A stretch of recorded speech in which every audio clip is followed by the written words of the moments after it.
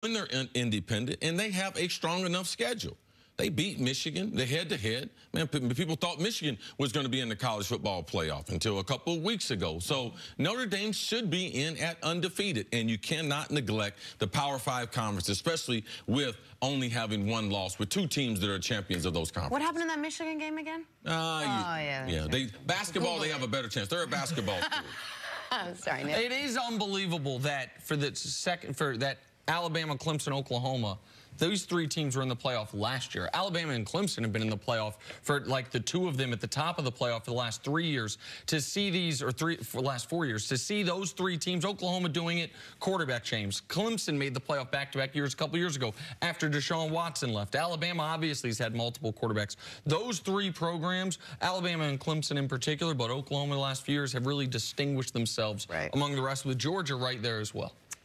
All right, moving on to the Heisman race. Speaking of quarterbacks, where Dwayne Haskins had the type of Big Ten championship performance that'll give voters reason to consider him, along with Tua and Kyler Murray.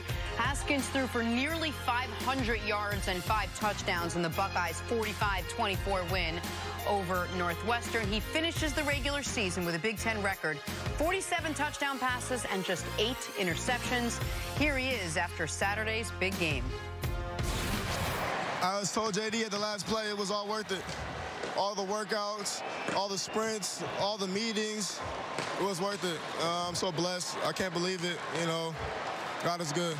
There is no denying that this team went through some ups and downs this year, but how your teammates handled adversity. What does it say about your guys to finish in this fashion?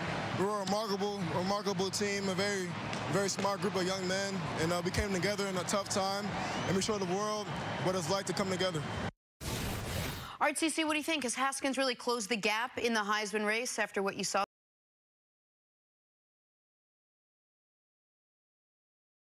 this weekend? Not just this weekend. Throughout the season, he's been consistent. The last 2 weekends, if you haven't watched, 11 touchdown passes against Michigan, #1 defense in Northwestern, who's representing the other side of the conference in the conference championship. So he's done it at the highest level against the best competition. He's been consistent. I said this before the season.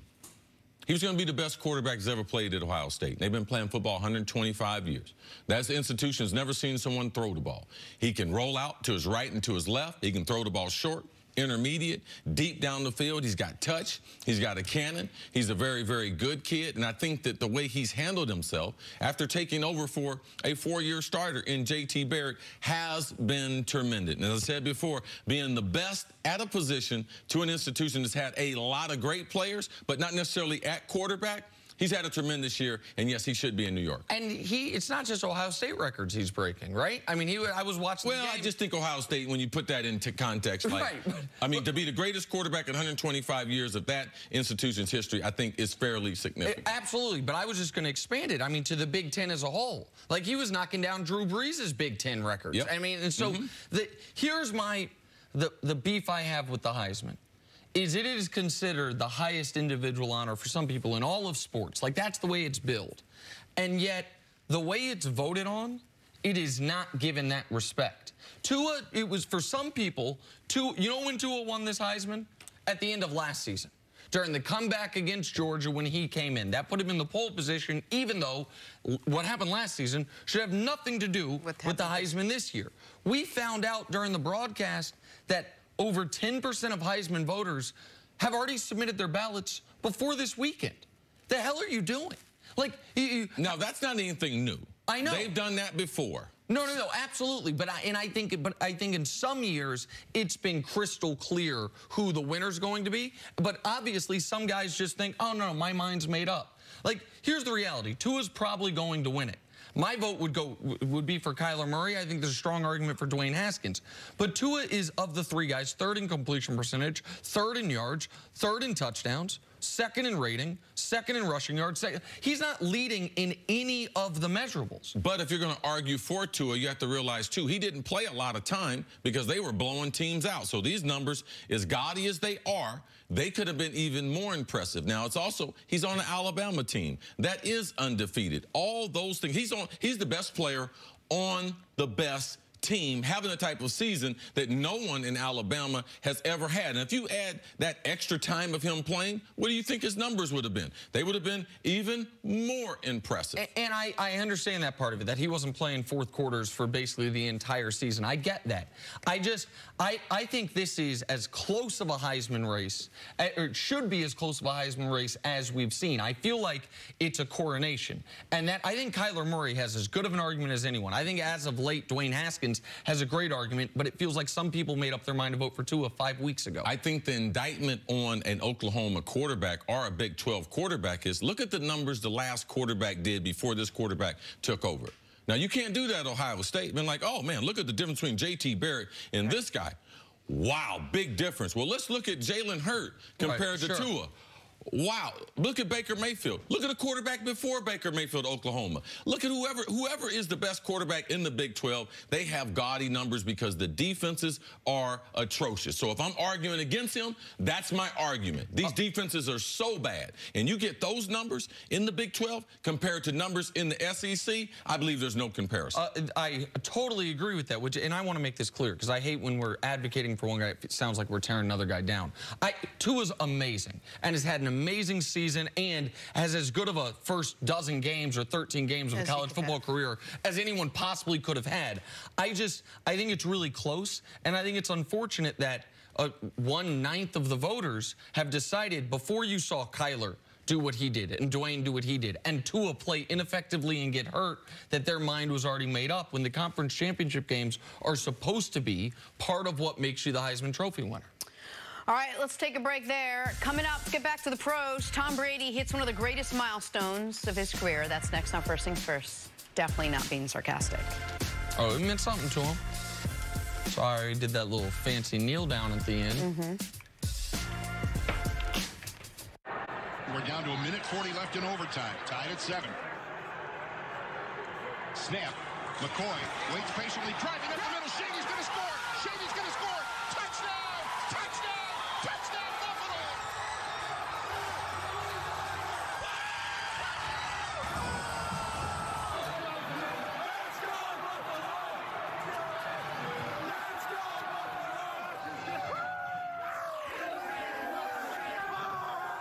Dependability, honesty, integrity, just like in the military and at the Air Force Academy, and certainly from my family, my grandfather. Those are the things I'm always getting when I'm dealing with USAA. You can always depend that you're going to be able to get someone on the phone. Those people are going to be friendly, and they're going to be able to help you with whatever you need done. You never feel like you're just a number. You always feel like an individual when you're dealing with USAA. I'm Joe Lombardi, and I'm a USAA member for life. USAA. Get your insurance quote today. We need to get going. Where is he with the presents? It's the same every year. He always leaves it to the last minute. Ho, ho, ho! About time. Red Bull!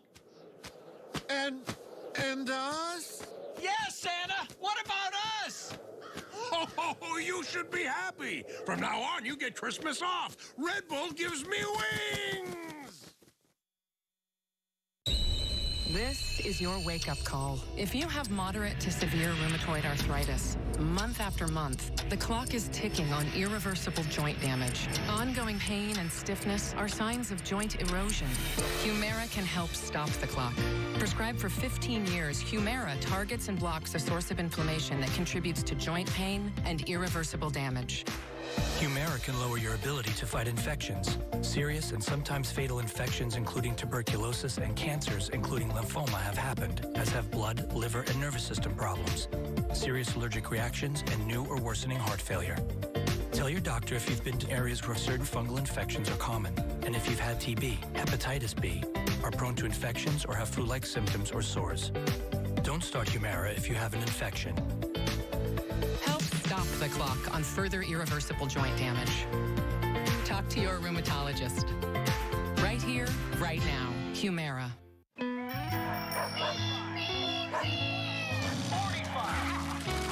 I'm watching that. Ew. Every Christmas is memorable, but a gift from Kay Jewelers makes it unforgettable.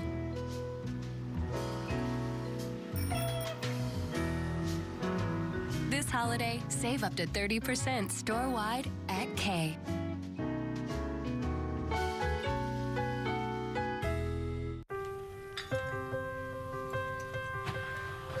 Did they say what time they'd get here? Around 5. Oh, they're early. Who's early? Somebody get the door. What? A grill?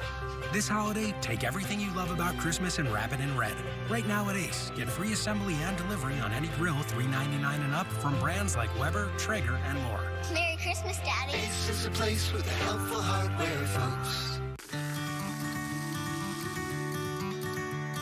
Hops are like grapes, special conditions of terroir, of soil, the growing conditions of climate and sunlight will produce unique flavors.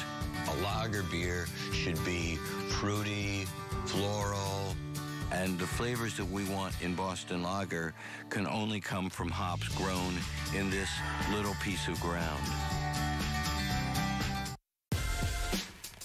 First Things First is sponsored by Gillette, the best a man can get. Back here, First Things First, Super Bowl champ Chris Candy is here. Hey. Great to see you, Chris. Good to see you, Jenna. How was your weekend? Weekend was great. Okay. Yes. Good? It was good. I saw a movie on Saturday. What movie did you see? We don't really need the Queen details. movie. The Queen movie. It's called Bohemian Rhapsody. Bohemian Rhapsody. We don't really need the Cece gave me great advice on what to do. Gotcha. So the first scene, it opens Canty, up. this is your fault. Let's talk about the So page. we're about to get a film review? Here we go. Okay. 2 thumbs up. Tom Brady and the Patriots taking on the Vikings in Foxborough. Pick this up in the third. Brady to Josh Gordon. Nice throw, nice catch, nice touchdown. Pats up 17-10.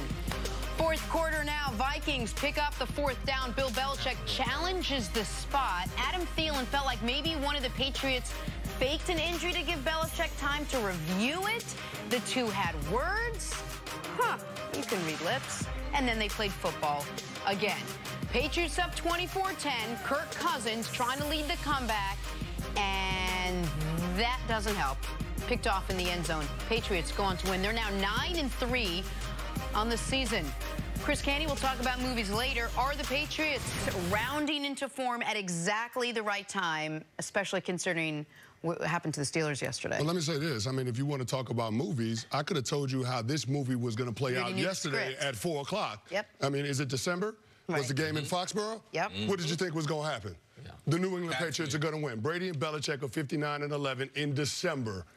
So when you consider that, I mean, it's just 59-11. So that they don't lose a whole lot. I mean, that's an NFL record. So, I mean, that puts into context how good this team is at home in the month of December. They understand the importance of being able to build momentum as we get closer and closer to the postseason. For me, when I looked at that game, I feel like that game was lost by the Vikings in the sequence of series coming out of the halftime. So before the half, you're able to work the 2-minute drill. You get a touchdown out of it. Your defense had done a great job of holding the Patriots offense down. Coming out of the half, the Patriots get the ball.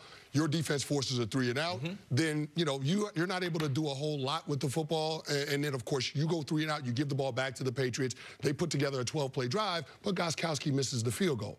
And so then you end up getting the ball back. I think you only get 3 points out of it, and then the Patriots come back and they score a touchdown. Then you have another possession where you don't get any points out of it. You give the ball back to them. They score a touchdown again. I mean, this is a New England Patriots team that at home had only scored less than 30 points once, and that was the first game of the season against the Houston Texans. So if you're the Vikings offense, you know you got to score points at some point in that game. Your defense kept it close for the majority of the game for the first 2.5 quarters. But then when Kirk Cousins is not being able to sustain drives, when you're 3 of 12 on 3rd downs and you don't have a lot of opportunities in the red area, you're going to come up short against the Patriots in Foxborough every single time. And this is where the Patriots, this is where they're so special, and this is why they're the most consistent team across all of sports, is they weren't great offensively.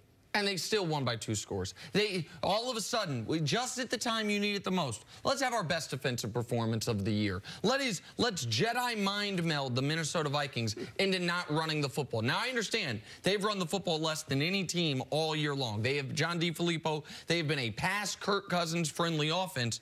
But Dalvin Cook had 9 carries for 84 yards. That's 9.5 a carry. And the question there is, why'd you only have 9? Like, why did they not do that more often? The Patriots convinced them your best shot to beat us is throw the football repeatedly, and you hold them to where their only touchdown of the game was what you said, right before the half. They tried to out-Patriots the Patriots, score right before the half, make sure you can't then score with enough time left. I think they had 15 seconds left in New England.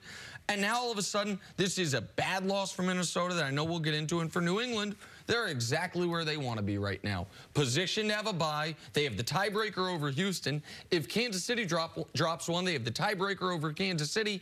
And Pittsburgh, who they get to play later, they are a game and a half up on Pittsburgh. So they're perfectly positioned, despite, once again, I didn't think they were overwhelming offensively. Brady talked during the week, I want to take more chances. I'm being a little too careful with the ball. He threw a pick that you thought might allow Minnesota to get back in the game. Cousins gave it right back. It's Patriots at home at Foxborough. You said it exactly right. I'm with you, Jenna. Jenna and I are tired of trying to convince people about New England.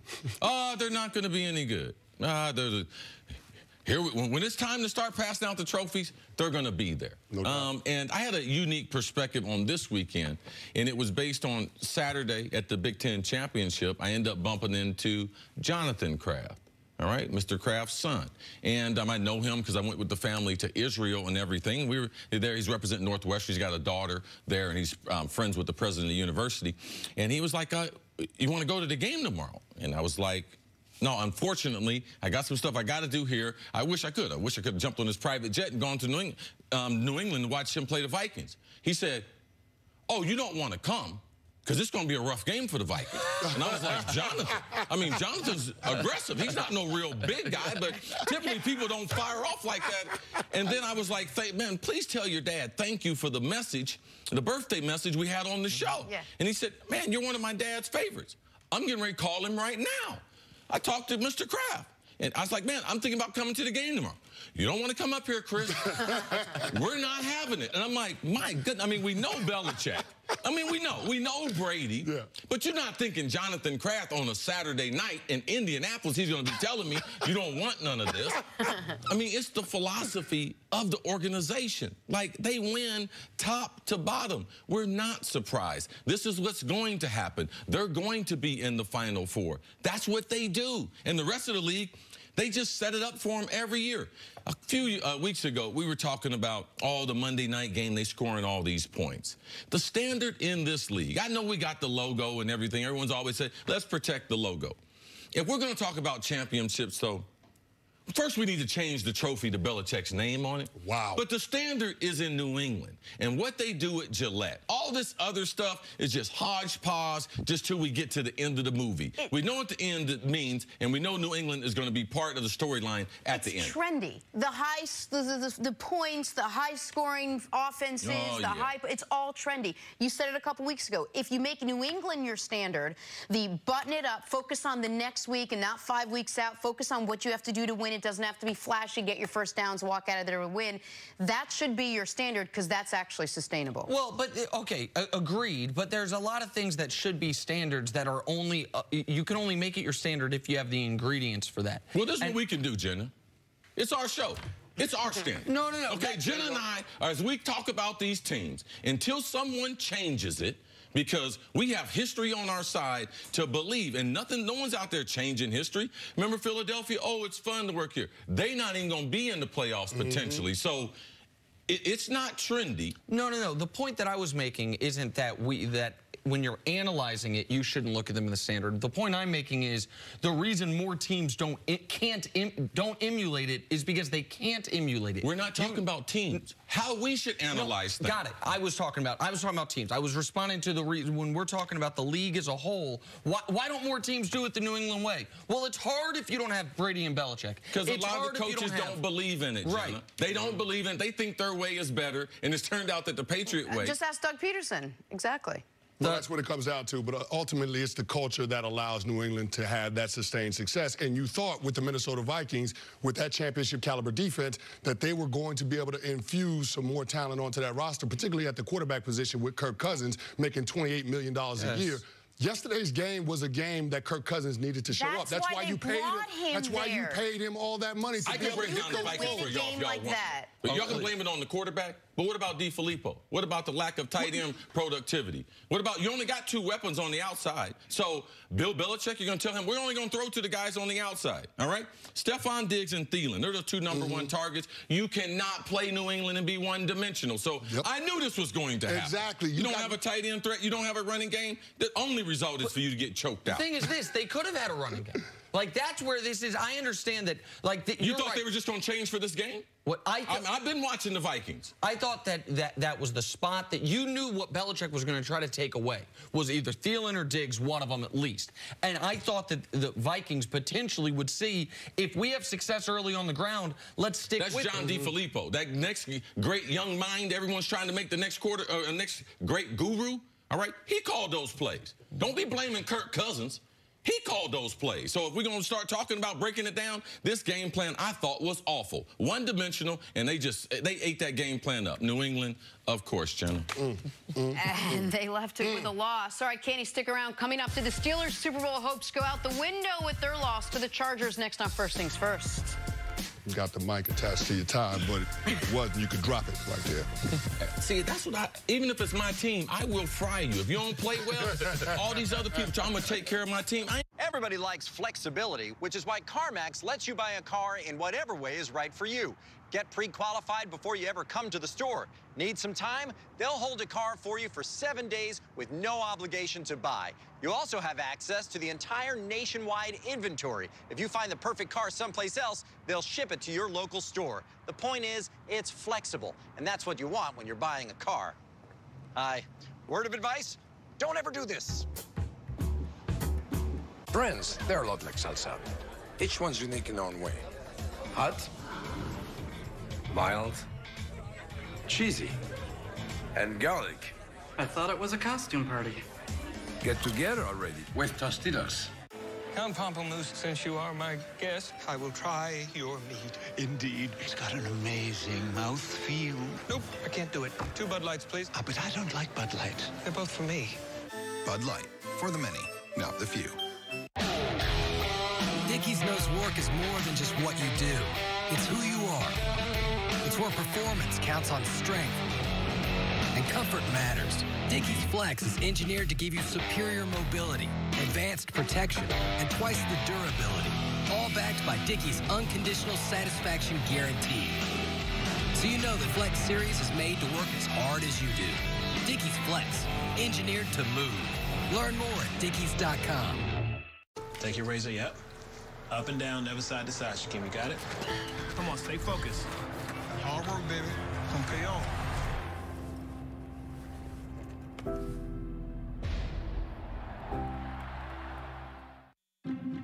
Daniel's wish is that Dad didn't work so far away. Dad did more than just wish. Upload your resume on Indeed. Dave & Buster's unlimited video gameplay and unlimited wings for just $19.99 every Thursday, Sunday, and Monday is now extended through December 17th. All you can eat wings and endless video games for $19.99 only at Dave & Buster's. These little cups would make great stocking stuffers. But how about right now in your mouth stuffers? Happy holidays to your mouth. Not sorry. Reese's. So a tree falls in your brand new car and totals it. And as if that wasn't bad enough, now your insurance won't replace it outright because of depreciation. If your insurance won't replace your car, what good is it? You'd be better off just taking your money and throwing it right into the harbor. I regret that. With new car replacement, if your brand new car gets totaled, Liberty Mutual will pay the entire value plus depreciation. Liberty Mutual Insurance. Liberty, liberty, liberty, liberty. The new Roomba i7 Plus is your floor's best friend. Only Roomba uses 2 multi-surface rubber brushes to grab and remove pet hair. And the Roomba filter captures 99% of dog and cat allergens. If it's not for my robot, it's not a Roomba.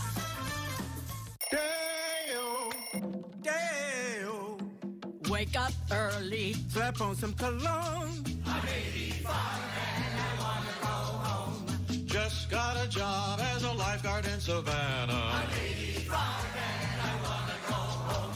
Dropping sick beats, they called me DJ Nana. 85 and I want to go. Don't get mad. Get E-Trade, kiddo. The King is gone crazy, making 10 nuggets just $1. Crazy, right? Crazy crispy, crazy juicy. 10 nuggets made of crazy delicious white meat for just $1. Now that's a crazy deal. Enjoy 10 golden nuggets for just $1, only at Burger King.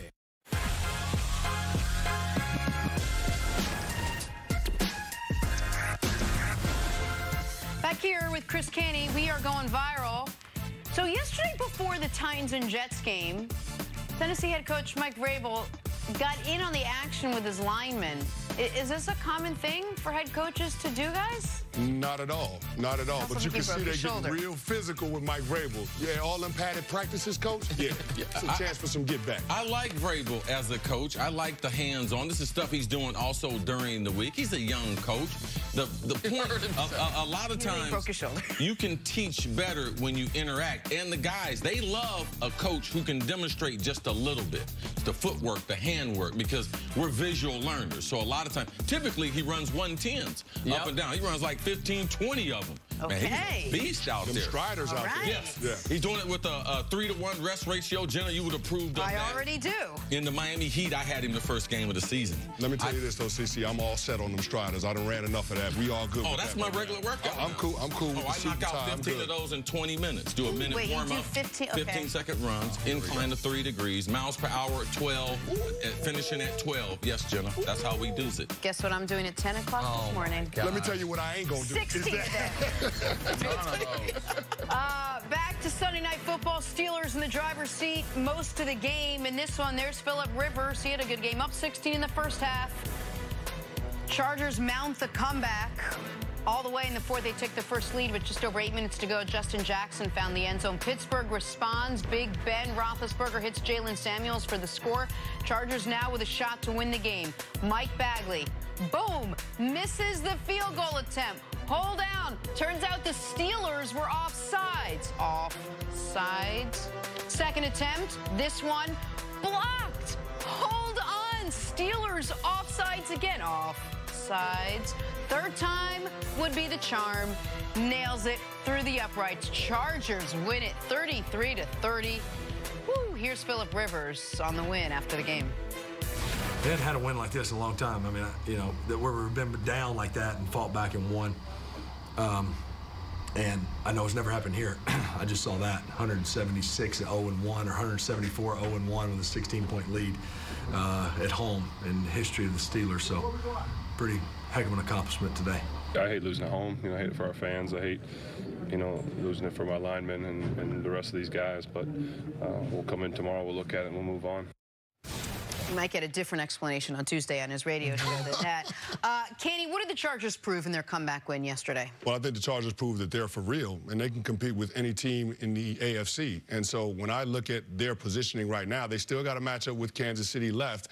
It feels like this is a team that kind of controls their own fate to a degree. And so I think that this Chargers team coming into this season, they were talented. You said that they were probably going to take that next step defensively just based on where Melvin Ingram and Joey Bosa were. And then, of course, adding a playmaker on the back end in Derwin James, who showed up again yesterday. He's awesome. He's having an outstanding rookie year. But, I mean, when you looked at the weapons that Phillip Rivers had to work with on the offensive side of the ball, even without Melvin Gordon, I mean, they had Austin Eckler, and then they had the Justin Jackson. He showed up in the second half big time. But ultimately, when it came to the last drive and being able to win and put themselves in position to win, he trusted Keelan Allen, who's a sneaky, underrated receiver. He really is. One of the better receivers in the National Football League. They were able to make the requisite plays to be able to put themselves in position to win that game.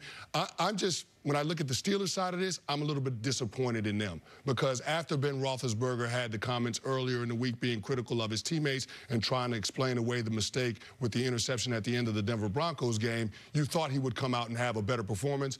I didn't see a very sharp Ben Roethlisberger. I mean, he's missing wide open throws that could be game-changing plays. You at least thought if he didn't have a sharp performance, he'd do what he said he always does. hold himself accountable. Right. Talk about, oh, this one's on me. I know we're going to talk about Cam in a little bit. Cam played a terrible game. At least in the post-game press conference came out and said, I take this one personally. This one's on me. But on the Chargers, to answer your question, what they did in the second half was nothing short of spectacular.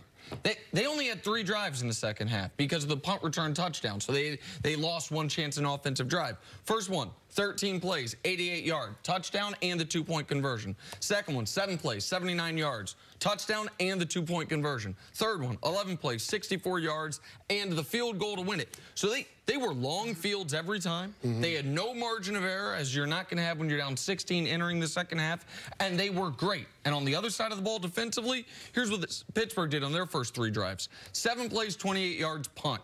5 plays, 2 yards, punt. 3 plays, 5 yards, punt. So they went through a 6-possession stretch plus a punt return where they were flawless.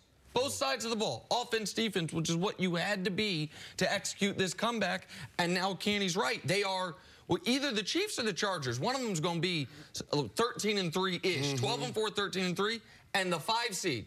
One of them is going to have to go to a 9 or 10 win Pittsburgh team in the first round, most likely, because 2 of the best 3 teams in the AFC are in the same division. And to me, this is about Anthony Lynn, the head coach of the Chargers, and getting this team ready to play in an electric environment. Being down by 16 points, Nick said the stats earlier as far as at that time, up at that margin, up by 2 touchdowns. The Steelers at home if they're up by 2 touchdowns at any point in their history, 220-0-2 going into yesterday. So now being able to get his young team with their veteran quarterback to have confidence and to be able to rally.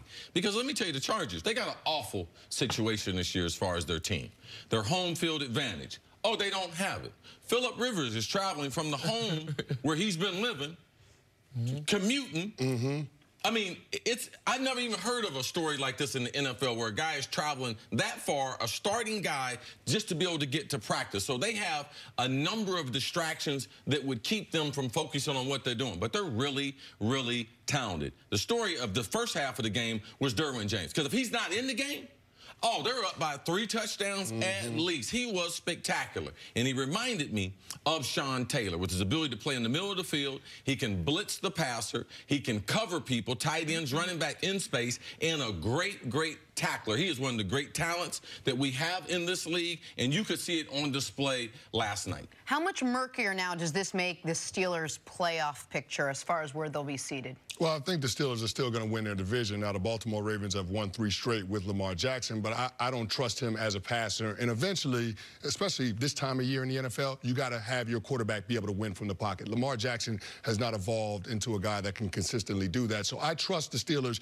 to win the division. But the one thing that did show up yesterday that has been a concern all year long is their defense. When you have a double-digit lead at home, you got to find a way to be able to close the show. Yes. And they allowed too many yards both in the ground game and then in the passing game. 23 unanswered points they allowed. But that's my whole point, though. Your defense couldn't get off the field. You allowed them to sustain drives. And if they're able to pick up 3rd downs, eventually, pick up 1st downs, eventually that offense is going to be able to score points. And that's the one thing that the Steelers have to be able to fix if they consider themselves a contender and they want to actually win a playoff game. I think a lot of times when we talk about the Steelers, we're either talking about one soundbite off an interview, or we're talking about one play. We do a lot of the blame game with Pittsburgh. But for me, I don't think that we should be talking about Ben Roethlisberger as much. Collectively, this was bad. For the organization, it was bad. They were not well coached, even down to the end of the game. You are not going to jump offside or allow your guys to jump offside in a tie game. Why jump offside and give the kicker another opportunity? Have you ever seen this? I've never seen that. The coach told you, hey, Chris, you guys can jump offside. It doesn't matter.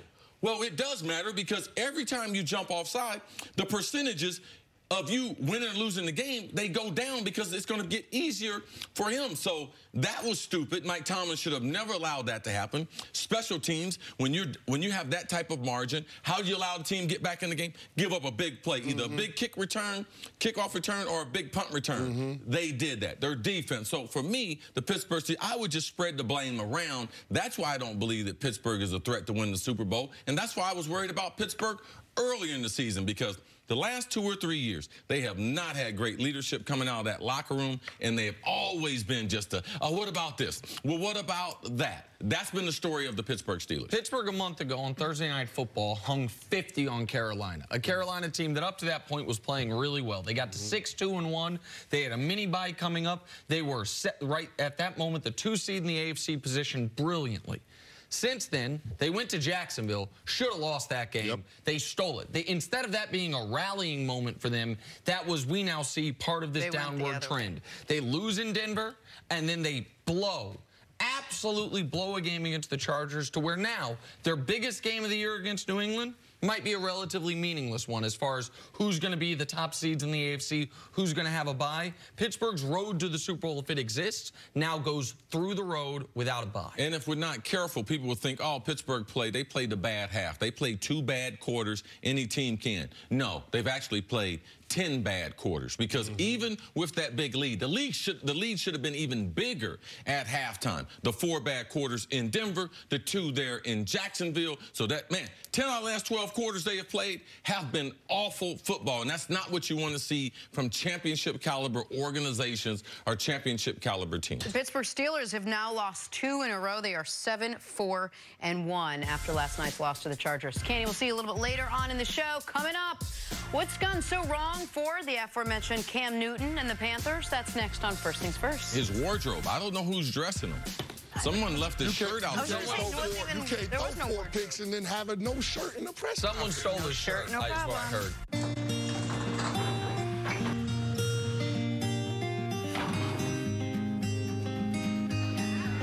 It's not what's under the tree that matters. It's who's around it. At the Joseph A. Bank one-day sale, save up to 70% on everything in store. All 1905 and executive sport coats, $149. All Traveler washable merino sweaters, $39. Plus, take an extra 60% off clearance. From stitch to store, that's the Bank way.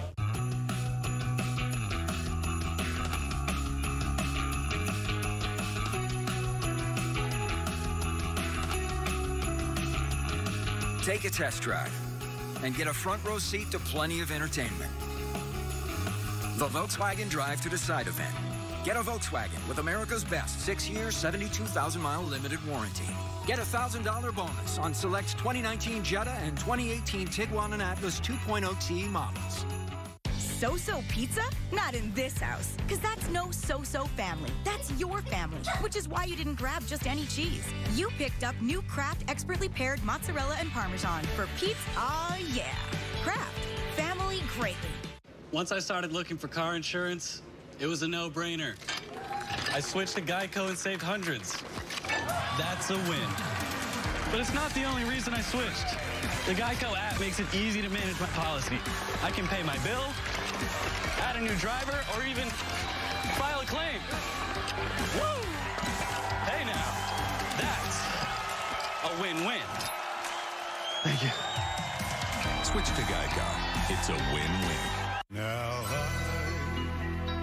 had the time of my life, and I The most delicious union of all time. New Kentucky Fried Chicken and Waffles for a limited time at KFC. What if numbers tell only half the story? At T. Rowe Price, hundreds of our experts go beyond the numbers to examine investment opportunities firsthand. Like a biotech firm that engineers a patient's own cells to fight cancer. This is strategic investing. Because your investments deserve the full story. T. Rowe Price. Invest with confidence. Mars. New episode tonight at 9 on National Geographic. Look, isn't that Frank Thomas? Oh, the big hurt. More like the big hunk. Wow, Frank Thomas. Hi, how's it going? Good. You look like you could still be playing. That's what I said. Well, I am feeling stronger and leaner. So, Frank, what's your secret? I discovered Nugenix. I wish my husband did. It's easy. Just send a text. If you're a guy over 40, text 42424 and enter the word WORK to get a complimentary bottle of award-winning Nugenix, the #1 selling free testosterone booster at GNC. Nugenix is a unique man-boosting formula powered by Testofen, a patented key ingredient clinically researched to help boost your free testosterone levels, to help you feel stronger, leaner, with more energy and drive, more passion, too. Here, try a bottle, and trust me, she'll like it too. Text 42424, enter WORK, get a complimentary bottle of Nugenix. Samples are not available in stores, so text 42424 and enter WORK. 1, 2, 3. Matt Ryan and the Falcons take on Aaron Rodgers and the Packers. Then in America's Game of the Week, Carson Wentz leads the Eagles against Zeke and the Cowboys. It's a huge doubleheader Sunday on Fox and the Fox Sports app. On Thursday, Marcus Mariota and the Titans look to keep their playoff hopes alive against the Jacksonville Jaguars. It all starts at 7:30 Eastern on Fox, NFL Network, and streaming on Prime Video. All right, we're going to get to Cam Newton's 4th straight loss in a second, but first, Giants and Bears. A couple of big highlights from this one. Odell Beckham Jr. multitasking yesterday, throws the 49-yard perfect touchdown pass to a wide-open Russell Shepard. Nick, you know I'm always watching. Always watching. They had at least 2 offensive linemen down the field. Oh, yeah. Now, you talking about an illegal pass? Man, absolutely. Watch the center. Watch the right guard. You see that blue line right there? That happened to be the line of scrimmage. Oh, yeah. You see this? Oh, yeah. All that did happen. It was also a hell of a play and a great pass. All right, more from this game. Allen Robinson traps the ball right on B.W. Webb's head before completing the catch. This was a really fun game to watch. Great catch by Robinson coming down the sideline, trying to give them a chance to make the big comeback against the G-men. It included the rare successful onside kick, which with the new kickoff rules, they've almost legislated the onside kick out of the game. The Bears got that. But all you got to do is kick it at one of them wide receivers who are a little scared. You got a chance to get it if you do that. All right, finally. Scary.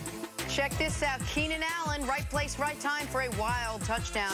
See, what's the safety doing? Doesn't he know the corner's on that shoulder? He needs to go to the other one? The corner is underneath, should be in man-to-man. The safety should be heading for that top shoulder. That's how you sandwich a wide receiver, not sandwich your own team. No, defense is for dummies. That's why they play it. Keenan Allen really had a good game. One of the most underrated wide receivers in the league. Great route runner, great acceleration in and out of his breaks. All right, let's move on to Cam Newton and the Panthers now. They dropped their 4th in a row, losing to the Bucs, of all teams, 24-17. Cam Newton wasn't his best, threw 4 picks just days after he came out and said he was playing the best football of his career. Panthers are now 6-6. Afterwards, Cam accepted responsibility for the loss. I take this one personal, being that, I just got to play better. That's what it comes down to. As a signal caller, as a quarterback, it's hard to point blame when you got to first account for yourself in the mirror. And, when I look back at this game, it really comes down to protecting the football. Who knows where we'd go, whether it was we was in field goal range and, it could have led to, just a fresh start, but whatever. It just comes down to myself being able to, protect the ball. All right, I want to get into that, but my first question is, was there like a tank top under the blazer, or is it just blazer on skin? It was blazer. It was a 3-piece suit, I think, with the vest and then no shirt. He was missing the collared shirt. Okay, so of the 3 options to wear as clothing, he chose the shirt to be the one he leaves out. He left the shirt. Okay, I just wanted to make sure I got that. Cam's one of the worst dressers we've seen in pro sports. Now, Nick might think something else, but he's definitely one of the worst dressers. He looked like he's headed, after the game, I'm headed to a pimp convention. Okay? Like that's where he looks like. He didn't look like an NFL brand right there. It always looks better after wins than losses. That will never look good. That never looked good on the rack. That never looked good on a mannequin. That never looked good. See, let me tell you something, and because this is one of your favorite phrases. We're just going to have to chalk this up to a difference of philosophy, because I think Cam's one of the best dressers in sports history if you can pull it off. It's tough to pull off after a 4-interception game. How do you pull off a top hat? What? How do you pull off a top hat in a 3-piece? Like, how do you pull that off, Nick? Tell me. Well, I couldn't. I wouldn't try to. I'm not 6'5", 245. Cam Newton. You can't just put anything on your body. Cam can. Look at that, apparently. And I don't know if that's with a big necklace. Hat. Okay, what kind of hat is that then, Nick? I don't know the name of it. I'm sure Christine. Last guy had on a hat like that, he parked my car. I think it's a bowler hat. I think it's a bowler hat. I don't think it's a top hat. Regardless, there is seemingly a disconnect between wearing an outfit like that and then taking the game upon yourself. It's hard for me to take him serious. I'm really sorry. This is on me. Okay, let's not talk about the clothes anymore, though, because it has nothing to do with how he plays. Of course not. I'm just saying it's hard to really buy into what he's saying. But it's hard for me because my mom and my brother, who played in the NBA, they always told me if you dress good, you play good. So for me, I do watch what people, because they're delivering a message how they dress. The message last week was, I'm playing the best football of my career. Oh, okay. Thanks for telling us that, because we were saying that. He shouldn't have been saying that, which led to him, like we see a lot of times in the NFL, as soon as you think you got it figured out, here comes an uppercut. And this game right here against Tampa Bay, at this stage of his career, I was shocked by it. I was shocked at how he just continued to make bad reads and force the ball. Like, he could have run some of those opportunities. He wasn't trying to run. He was convinced that he knew he was going to pick this defense apart, and they played him perfectly. They rushed 4 people. They knew he wasn't going to be able to decipher between the under coverage, the deep coverage, and Cam. Man, he played like he played in his first 3 years. I was shocked by it. It was an inexcusable loss. Like, listen, he had as many turnovers yesterday as he had in the first 8 games of the season. And and that was when he was playing some of the best, if not the best football of his career. And not coincidentally, that's when the team was 6-2. Everyone has shredded this Tampa Bay defense. It's one of their quarterbacks are on pace to throw for nearly 6,000 yards. There's 2 reasons Tampa's been a bad team. Their quarterbacks have turned the ball over at a historic rate, Fitzpatrick and Jameis, and that defense is terrible. The pick before the first half was a huge game-changing play because instead of them getting points, Tampa then went down the other end and they got points. Despite that, the Carolina defense, which has been kind of on struggle mode a lot of this year. They're allowing more than 24 points per game. Did its job in the second half. And every time they crossed midfield, it seemed like Cam made another mistake. There was a play we didn't show in the highlights where Devin Funchess is running wide open when they're down 7. Cam just misses him. They had chance after chance, and Cam played his worst game of the year. I mean, there's no excusing it. There's no justifying it. He's in year 8. This was a critical game. But is there a way to explain it? Why do you think his focus seemingly was just off? His accuracy was off. His decision-making was off. Maybe the word is not focus, but what was off yesterday with Cam Newton? Well, for one, they have a problem with Olsen being limited in the time he's been hurt. He came back. Now he's out again. They've been absent of a tight end. Funchess, how dependable has he been? Have these receivers taken that next jump? Now, DJ Moore, I believe ultimately he is going to be a star in this league. How they attack defenses, they don't have the offensive firepower to be able to overcome average special teams and poor defense. So it's a collection as a team. Cam Newton is the face of the franchise, so no different than Aaron Rodgers. When the team don't play well, who do we go after? You got to go after the face of the franchise. That's why people won't be talking about these other things, but collectively, as a team, this is not. And the problem now is, as a quarterback, if you're playing the best football of your career, you need to realize my defense is not that good.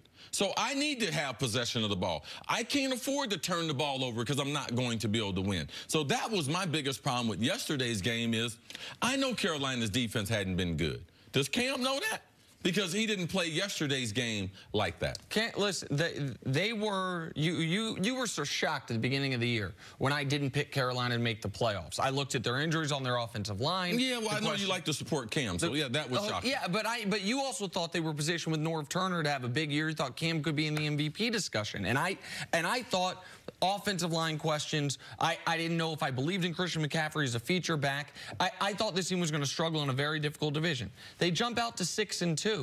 And that Steelers game has been the turning point of their season in a negative way. The following week, they have some missed kicks. They go for the 2-point conversion against Detroit. That was a game where Cam played great until that 2-point conversion throw. They didn't lose a tough one to Seattle, but that game yesterday is inexcusable. It's one thing to lose to Pittsburgh. It's another game to lose because your kicker's has a terrible game. Another thing to lose to a really good surging Seattle team. To lose to Tampa with your season on the line, because that's what it was yesterday, with 2 games left against New Orleans, I don't see how you can make a playoff push at this point. It was terrible, and Cam picked a terrible time for his worst game he's played in a couple years. The only thing that is inexcusable, Jenna, is exactly what you and I mentioned before. It's his wardrobe. You control that. You control what you're wearing. You can have a bad day playing. Like, that's going to happen in the NFL. But you can't have a bad day dressing when you got tailors, you have stylists, you have all these things, Jenna, all these things that we control.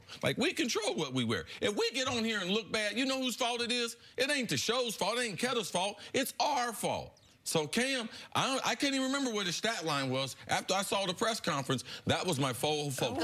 How could I break down That wasn't even the most outrageous thing he's worn. One of the three most outrageous things he's worn all year. Outrageous? He just wasn't wearing it. Have He a had dress no code. shirt. He went to a press conference in a bathrobe, Jenna. He had no shirt. But they won that game. No shirt.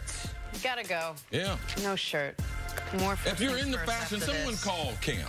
Someone do something for him. Like, so we don't have to see this. The hat matches the suit. Really? With the brim. You can't wear matching stuff like that, though, Nick. Gerard's It's Garana. The first time I saw them was in a dream. And I was afraid. I wish I knew then what I know now. That they should be afraid of me. The Passage, coming this January to Fox.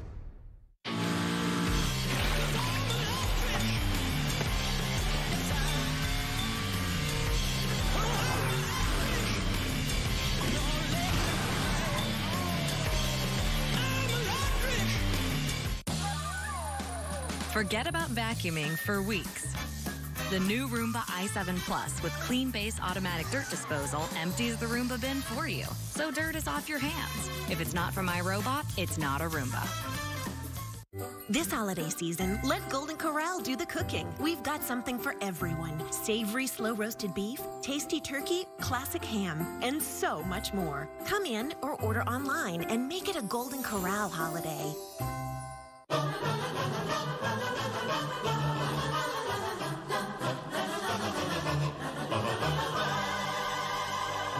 It's Kia's Light Up the Holidays sales event. For a limited time, get amazing deals. Hurry to your local Kia dealer today. Don't you get the best price booking at one of those travel sites? They tell you that, but when you book at Hilton.com, you get the price match guarantee. So if you find your room at a lower rate, Hilton is like, we're gonna match that rate and give you an extra 25% off. What would travel sites do if you found a better price? That's not my problem. It's your problem. Get out of here. Wow, really felt that performance. It's just acting. I'm really good at it. Book at Hilton.com and get the Hilton price match guarantee. If you find a lower rate, we match it and give you 25% off that stay. The King has gone crazy, making 10 nuggets just $1. Crazy, right? Crazy crispy, crazy juicy. 10 nuggets made of crazy delicious white meat for just $1. Now that's a crazy deal. Enjoy 10 golden nuggets for just $1, only at Burger King. When you brew beer for over 250 years, it becomes surrounded by ritual. But there is none so powerful as a simple toast to your health. Or as we say in Ireland, sláinte. Christmas trees try so hard. Lights and ornaments and little choo-choo trains, come on. The best trees, they kind of only need two things. Peanut butter and chocolate. Not sorry, Reese's. Sports fans are celebrating exclusive new fan gear by Fanatics. Unique, one-of-a-kind designs you won't find anywhere else. From all the leagues, teams, and players you love. Shop now and get today's special offer. Fanatics.com. Officially licensed everything. I want to get my daddy something he'll really, really, really love. Follow me. If it was my dad, I'd give him this. Open my first Sissy Yeti. Oh, right. I really, really, really love it. This holiday, take everything you love about Christmas and wrap it in red when you buy online and pick up in store at Ace. Ace is a place with helpful hardware, folks.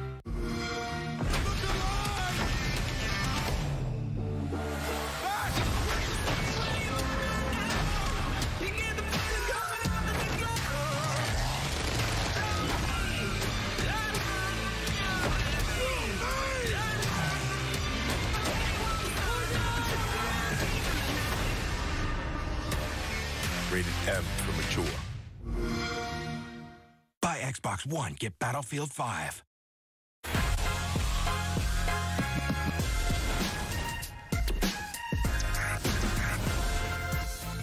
Welcome back to First Things First. We are going viral. Last night, the Chargers and Steelers faced off on Sunday Night Football. Plenty of storylines, but one in particular caught Texans defensive end J.J. Watt's attention. J.J.'s brother T.J. Watt and Derek Watt were facing off against each other, so he posted this picture on the gram with the caption, "Man, this is cool," and it was. I feel like Derek doesn't get enough shine. I mean, for the third brother that's in the league. Of course not. Neither did. I feel like, no, but TJ has gotten a lot of shine this year, and he's got 10 sacks. I feel like a lot of fans last night, that was the first time they found out there was a third Watt. The reason why you don't get that much shine is when you're not that good, Nick. Like, what do you say? He don't even have no nickname. His mama and them named the other one TJ, the other one JJ, and they'll do, what's your name? Derek. Yeah, let you know. The gene pool had been sucked by the time we got to him. So, because his middle name is John, so if they'd have named him, he had plenty of opportunity to be DJ. Right. And if they had, instead of being he's the runt of the litter, bro.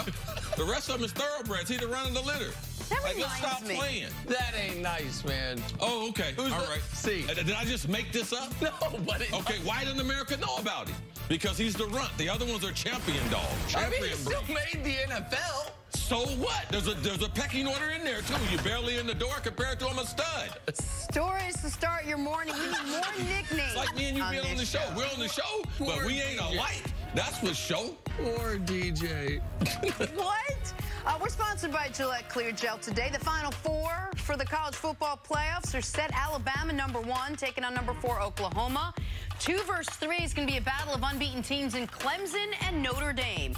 So that means Georgia and Ohio State were left on the outside looking in. See, did the committee get it right, choosing Oklahoma over Georgia and Ohio State? Yeah, absolutely. They had to. You can't have 2 Power 5 conference champions, that being Oklahoma and Ohio State, both of them with 1 loss, and not get in. Ohio State's fate was sealed when they lost to Purdue. When you lose to an average team, Dusty's over there saluting, they ain't got no good ball club. They 6-6. So that right there doomed Ohio State. We're still going to the Rose Bowl, and Purdue's going to the toilet bowl, but you can't lose a bowl game like that and expect to be in the Final Four. Now, how you like that?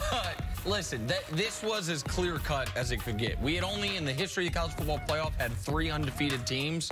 Until this year, or this year alone, we had 3 undefeated teams. Those teams were locked, and Oklahoma had the best case. 1 loss. Their 1 loss was to a good Texas team on neutral site, and they avenged that loss. Any 4-team configuration other than this one would have been getting it wrong. Yeah, now, I don't know how Oklahoma keeps Alabama under 50 points. I don't know how that happens. All right, on to the NFL now. Deshaun Watson led the Texans to win over Baker Mayfield and the Browns.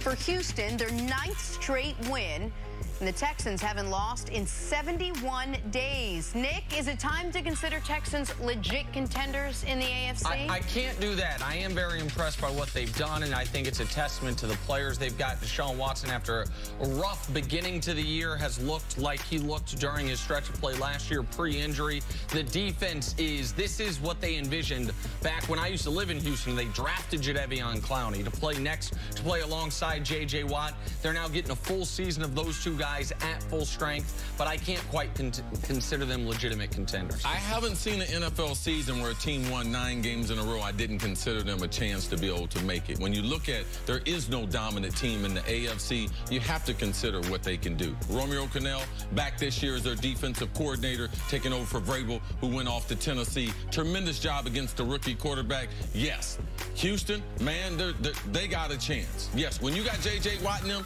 you got a chance.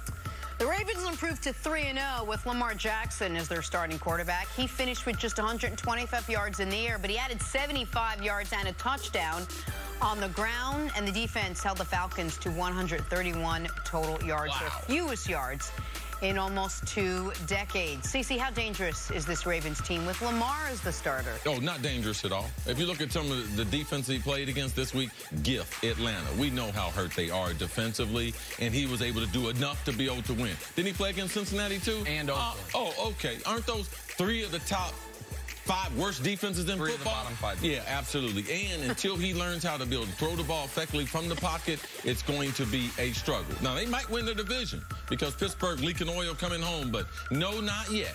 Well, here's what I've been so impressed with. It's not just Lamar, but since he became the starter, here's what they've done on the ground. 53 for 267, followed by 43 for 242, followed by yesterday 49 for 207. 3 straight games with 200-plus yards rushing on at least 43 carries in every game. They are trying to play a different style of football than everyone else in the NFL, and these 3 weeks it's worked out well. Yeah, but I got to be consistent. There was a guy named Tebow played just like that, and I used to rip him every game, winning or losing. So let's get back into the ripping season. On to Pat Mahomes, who continues to torch NFL defenses, threw for 4 touchdown passes Sunday to join Peyton Manning and Tom Brady as the only quarterbacks to reach the 40-touchdown mark through 12 games. Chiefs beat the Raiders 40-33.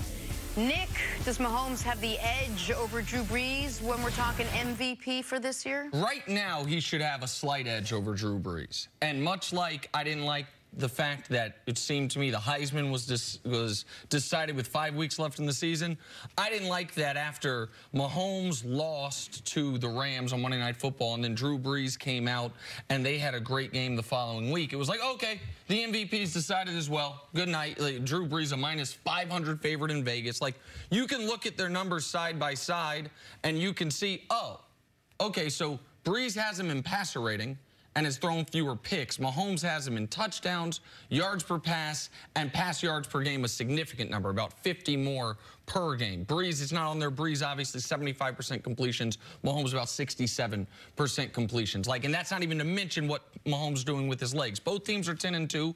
Both teams have the 2 quarterbacks playing at the highest level this year. I think with 4 weeks left in the season, with a quarter of the season left, I think it's Mahomes by a hair. Vegas says Brees is running away with it. I don't see a case to be made that either guy is running away with it. Mahomes, obviously, this week, another 250 yards, 4 touchdown games. Compared to while what Brees did this week, his worst game of the season. Yeah, to me, both guys are having sensational seasons. I'm not going to get into who's leading, who's ahead, what Vegas is saying, because it don't matter. They got 4 games left, and whoever plays the best is going to be the MVP. All right? No one has this wrapped up. It's not like the Heisman Trophy and how their teams play coming down. So the question is, how does Patty Mahomes adjust to not having Kareem Hunt for the rest of the season? So in yesterday's game, you could see Kelsey more involved. Spencer Ware is going to play a big role. He doesn't have necessarily the breakaway speed that Kareem does. So how is he going to adjust? We'll determine who's going to be the MVP, because I can look for Drew Brees to make adjustments. And also I could see Drew Brees potentially getting another weapon in Brandon Marshall for the last few games of the season. So let's watch and see how these teams evolve. There's still a lot of football to be played. Right now, these two have set themselves apart. Besides Aaron Donald on the defensive side with 16.5 sacks, they have set themselves apart, that the conversation should be steered around them. And this goes through the Super Bowl, or no, it's a regular season. Regular season. All right, so we got a couple more weeks to see what both of these guys will do. Yes. All right, Tom Brady and the Patriots taking on the Vikings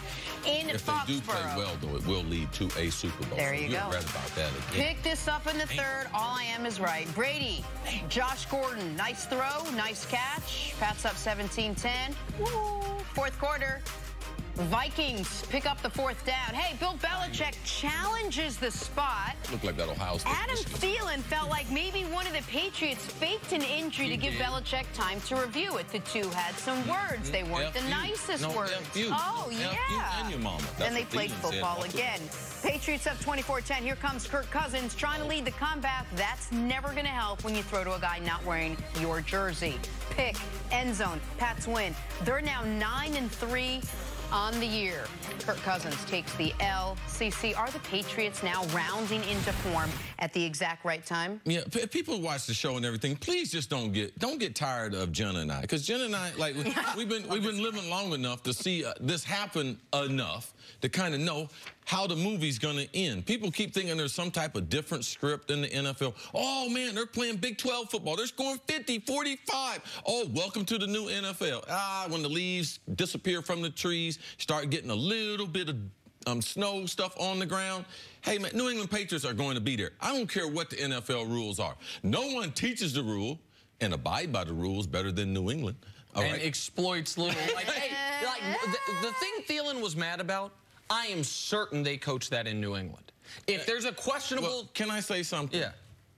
I played for Buddy Ryan. 1987. We was doing that in 87. Doing what? Let's tell the audience exactly what it was. Yeah, we would fake an injury. If a team had an unfair advantage, they were trying to sub or do something. All of a sudden, my hamstring, a lower leg where you can't get off the field, and you drum it up, you yell and everything. You're like, okay, they're going to stop the game so you can get your unit situated the right way. And we do see teams do that. What I'm talking about is where you think, where the coaching staff lets the players know or signals to them, we need extra time to see this. Because we need to know if we want to challenge it. And then going into it, they're like, Chung, you're the one that's going to hurt your leg this time. What I was really trying to say is the players are aware of the game, too. Yep. We as players know the rules of the game. We know replay. We just embellish and say, oh, Belichick. Oh, the players. Chung, no one yelled out there, hey, Chung, fall down. He knew what was going on. He thought it was going to be a bad spot. So the players on New England, they reacted the right way. That's what led to the exchange there. And so your point that there's Pats are the standard and the Pats are the most consistent thing in sports, that's all true. What's also true is there were reasons to believe this year that this was the year the Pats didn't get a bye, that this was the year the Pats had to go on the road in the second round of the playoffs. There was a little bit of information, but I got years and years and years and years of saying if one team's going to get it together, it's them. Be this team. So a little bit of information this year. Yeah, every year we're going to it now. You know what? It's baked in. When is Brady going to fall apart? That's what we look at now. No. Let's wait 1 second. That's what we look at. We got that baked in. I'm watching. I want to be able to see that when does this thing crumble?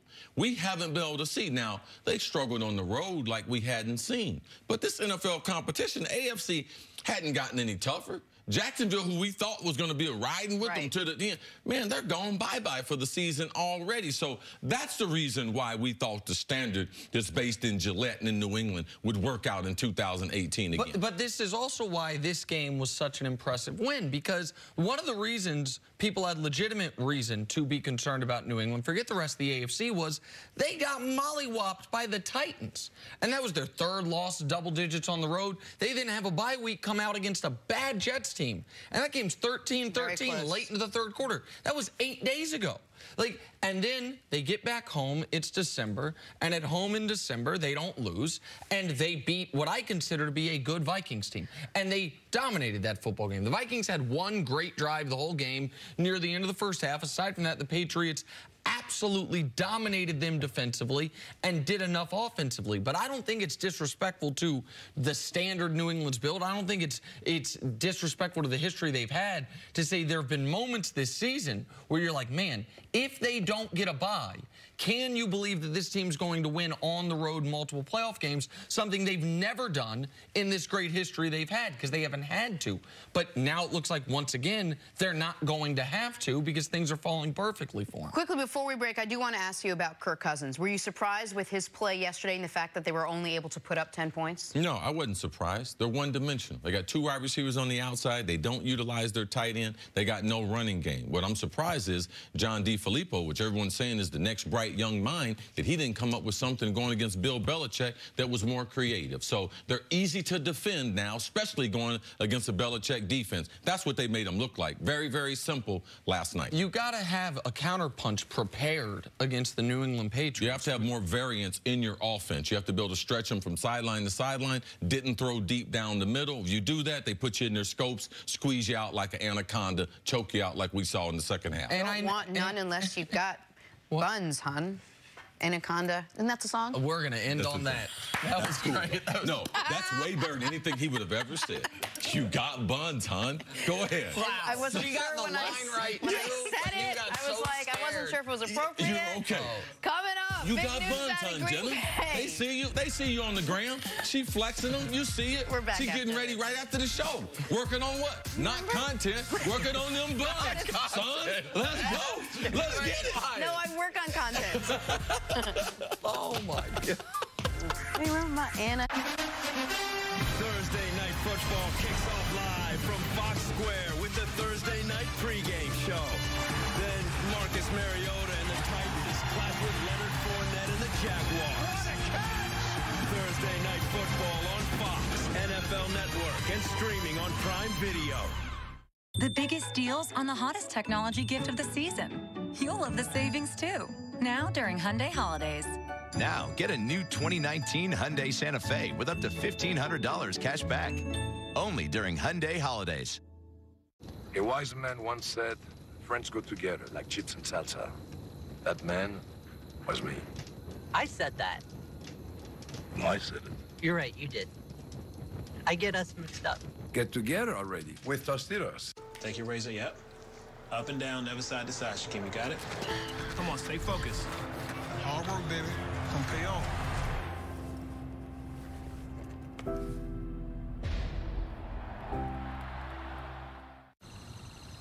Hey! Yeah? I switched to Geico and got more. More savings on car insurance? They helped with homeowners, too. Okay. Plus, motorcycle, boat, and RV insurance. Geico's got you covered. Like a blanket. Houston, you seeing this? Geico. Expect great savings and a whole lot more. Love big, love loud, love Levion. From classic nude diamonds to the beautiful ombre collection. Bolo bracelets, chocolate diamonds, and every color gemstone in between. No one colors your world like Levion, and nobody sells more Levion than Kay. These little cups would make great stocking stuffers. But how about right now in your mouth stuffers? Happy holidays to your mouth. Not sorry. Reese's. Bud Lights for everyone. I prefer an ice mead. Barkeep, Bud Lights for everyone and a mead. Is it autumnal? Bud Light, for the many, not the few. This is your wake-up call. If you have moderate to severe rheumatoid arthritis, month after month, the clock is ticking on irreversible joint damage. Ongoing pain and stiffness are signs of joint erosion. Humira can help stop the clock.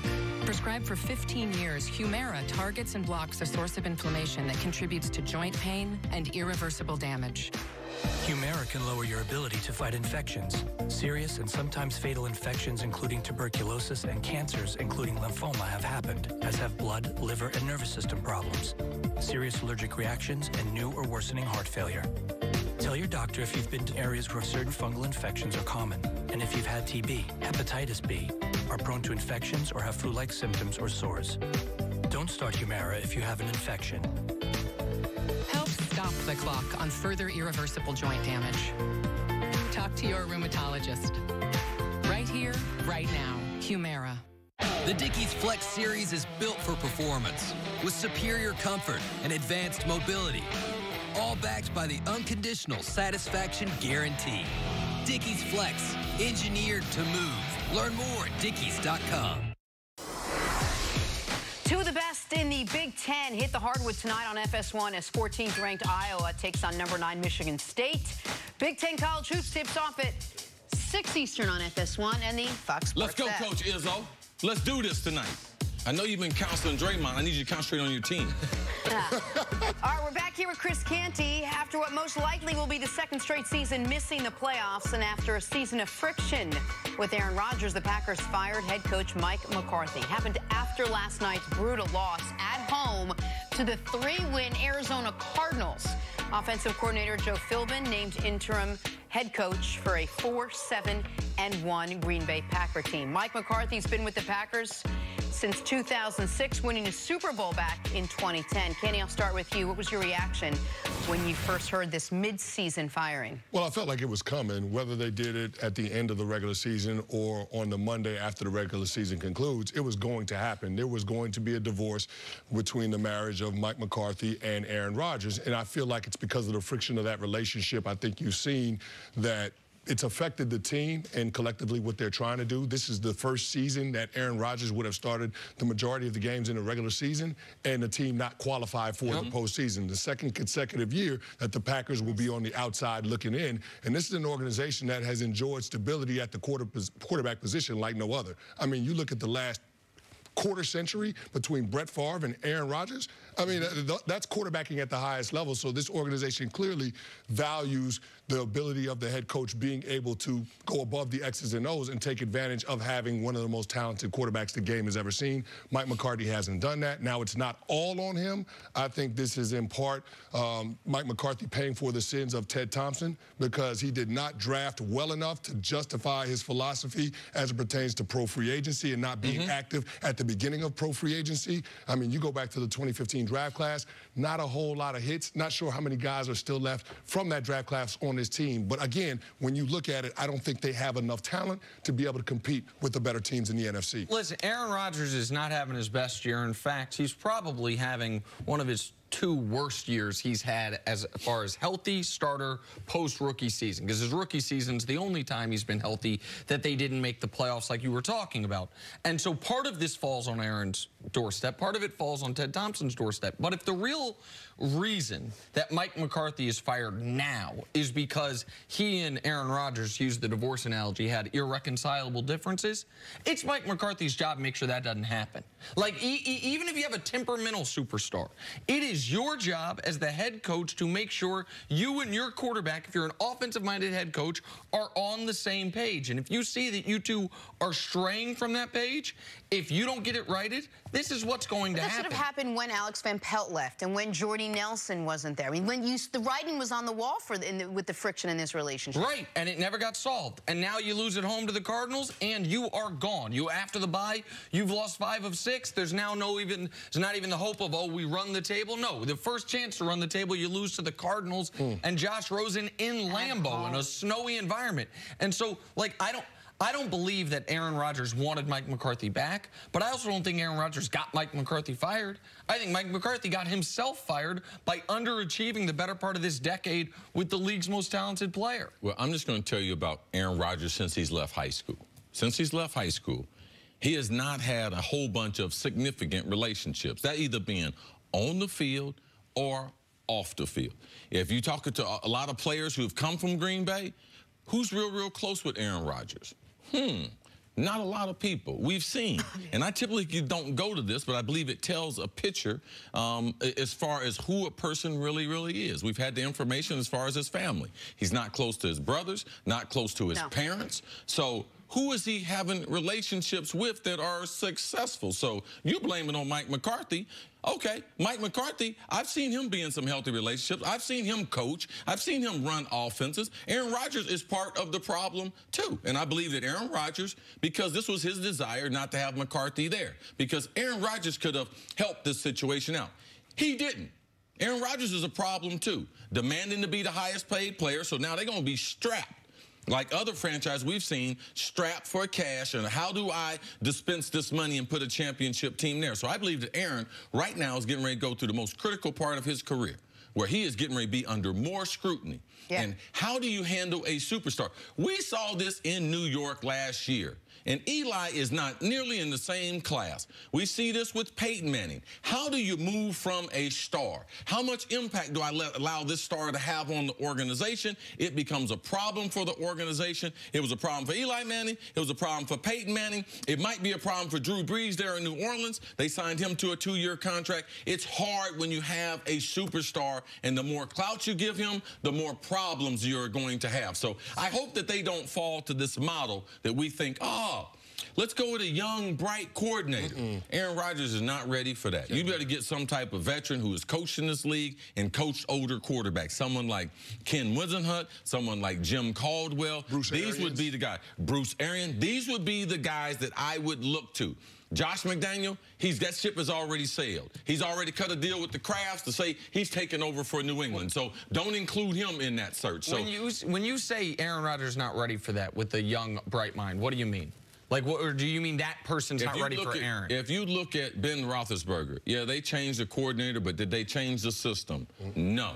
So you're a prisoner. When Anthony Lynn took over the Chargers, what happened? He changed the defense. What did he do with the offense? Kept it exactly the same. If you're going to transition with these great quarterbacks, if you want them to be successful, you can't disregard all that information, all the years of playing in the same. And as Coach Mangini says all the time, the continuity. it really helps the program. So the continuity of that offense and Aaron Rodgers, I would not put a young coach with Aaron Rodgers in Green Bay. I completely agree with you. I mean, a young coach is going to have a hard sell with Aaron Rodgers just based on the resume. I mean, what coach is going to be able to come in there with the kind of credentials that's going to garner the respect of the best quarterback arguably the game has ever seen? So, I mean, that's what makes it a tough sell. That's why you do probably need somebody that's a veteran, that's probably already been a head coach, that has that experience, that can work with him, or somebody that's focused on the defensive side of the ball and just allow Aaron Rodgers and Joe Philbin or whatever offensive coordinator that you bring in to let them do their thing on that side of the ball. But that's going to be the challenge. I think the Packers' job is going to be an attractive job because they do have 2 first-round draft picks. They do have between $40 and $50 million of cap space to play with this offseason. They did pick up the additional mid-round draft pick from the Ha-Ha Clinton-Dix trade. So they have some assets. And then, of course, when you couple that with the best quarterback in the league, I mean, it is going to be an attractive job. So I do believe when Mike Murphy says that we did this to try to get a jump on the head coaching search, their intent is to find the most qualified candidate that can put Aaron Rodgers in a situation where he can compete for a championship. I think it also puts all those younger players on notice that we're making wholesale changes. So how they play in those four games is far more important now. If McCarthy had been there, they would have been sleepwalking. They'd have been packing bags. They'd have been getting their stuff ready for the offseason. Now when the head coach is gone, everyone in the locker room organization knows, man, if they've gotten rid of him, they can get rid of me. So the attention to detail to the finish, it will be important for the Pack. All right, Chris, thanks for joining us today. Much appreciated. Got to take a break. Coming up, did the playoff selection committee get it right? Joel Klatt's here to discuss color college football next on First Things First. I see you out here spending some of that Fox money. You're shining out here with the new wristwear. I'm just saying. He was in San Diego this weekend. He's spending the money. He had that wrist out there all show. I'm like, you're right, Kenji. You're right. I'm Ken Jacobus, and I switched to the Spark Cash Card from Capital One. I earn unlimited 2% cash back on everything I buy. And last year, I earned $36,000 in cash back, which I used to offer health insurance to my employees. What's in your wallet? At the Joseph A. Bank one-day sale, save up to 70% on everything in store. All suits on sale starting at $199. Traveler dress shirts, $39. Plus, take an extra 60% off clearance. From stitch to store, that's the bank way. In the beginning, there was nothing. And then there was light.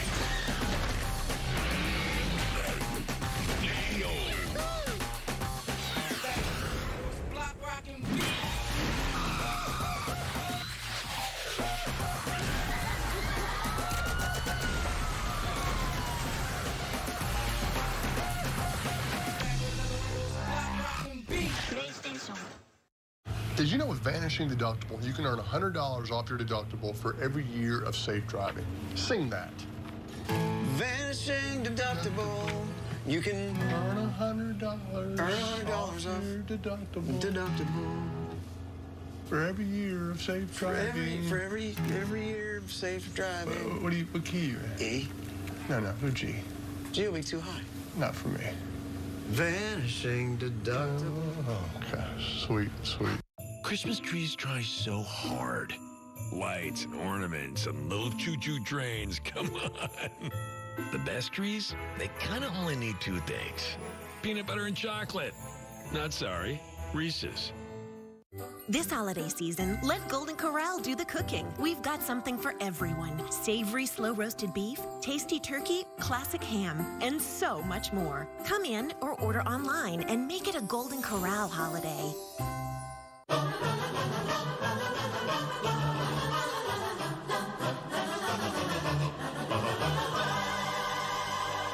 It's Kia's Light Up the Holidays sales event. For a limited time, get amazing deals. Hurry to your local Kia dealer today. Keep it clean with the Roomba Robot Vacuum. Only Roomba uses 2 multi-surface rubber brushes to clean all your floors. And with patented Dirt Detect technology, Roomba finds dirt throughout your home. If it's not for my robot, it's not a Roomba. Falcons, Packer, he's got it, and Eagles, touchdown Cowboys. Sunday on Fox and the Fox Sports app. If you're a guy over 40, take it from me, Frank Thomas. Nugenics will help you feel like the man you used to be. Right, like that stuff actually works. Hey, buddy, up here. The key ingredient in Nugenics is clinically researched to totally work. That's why Nugenics is the #1 selling free testosterone booster at GNC. Hey, buddy, check it out. My workout's a lot better. I'm feeling stronger and more energetic with a lot more drive. I'm back to being the big hurt. You still don't believe me? Just send a text. Get a complimentary bottle. Come on. You're stuck in park right now. That's right. Time to shift into drive again. And trust me, she'll like the difference too. Hey guys, it's time to start your engine. To get your complimentary bottle of award-winning Nugenix, text CHARM to 369-369. Samples are not available in stores, so text CHARM to 369-369.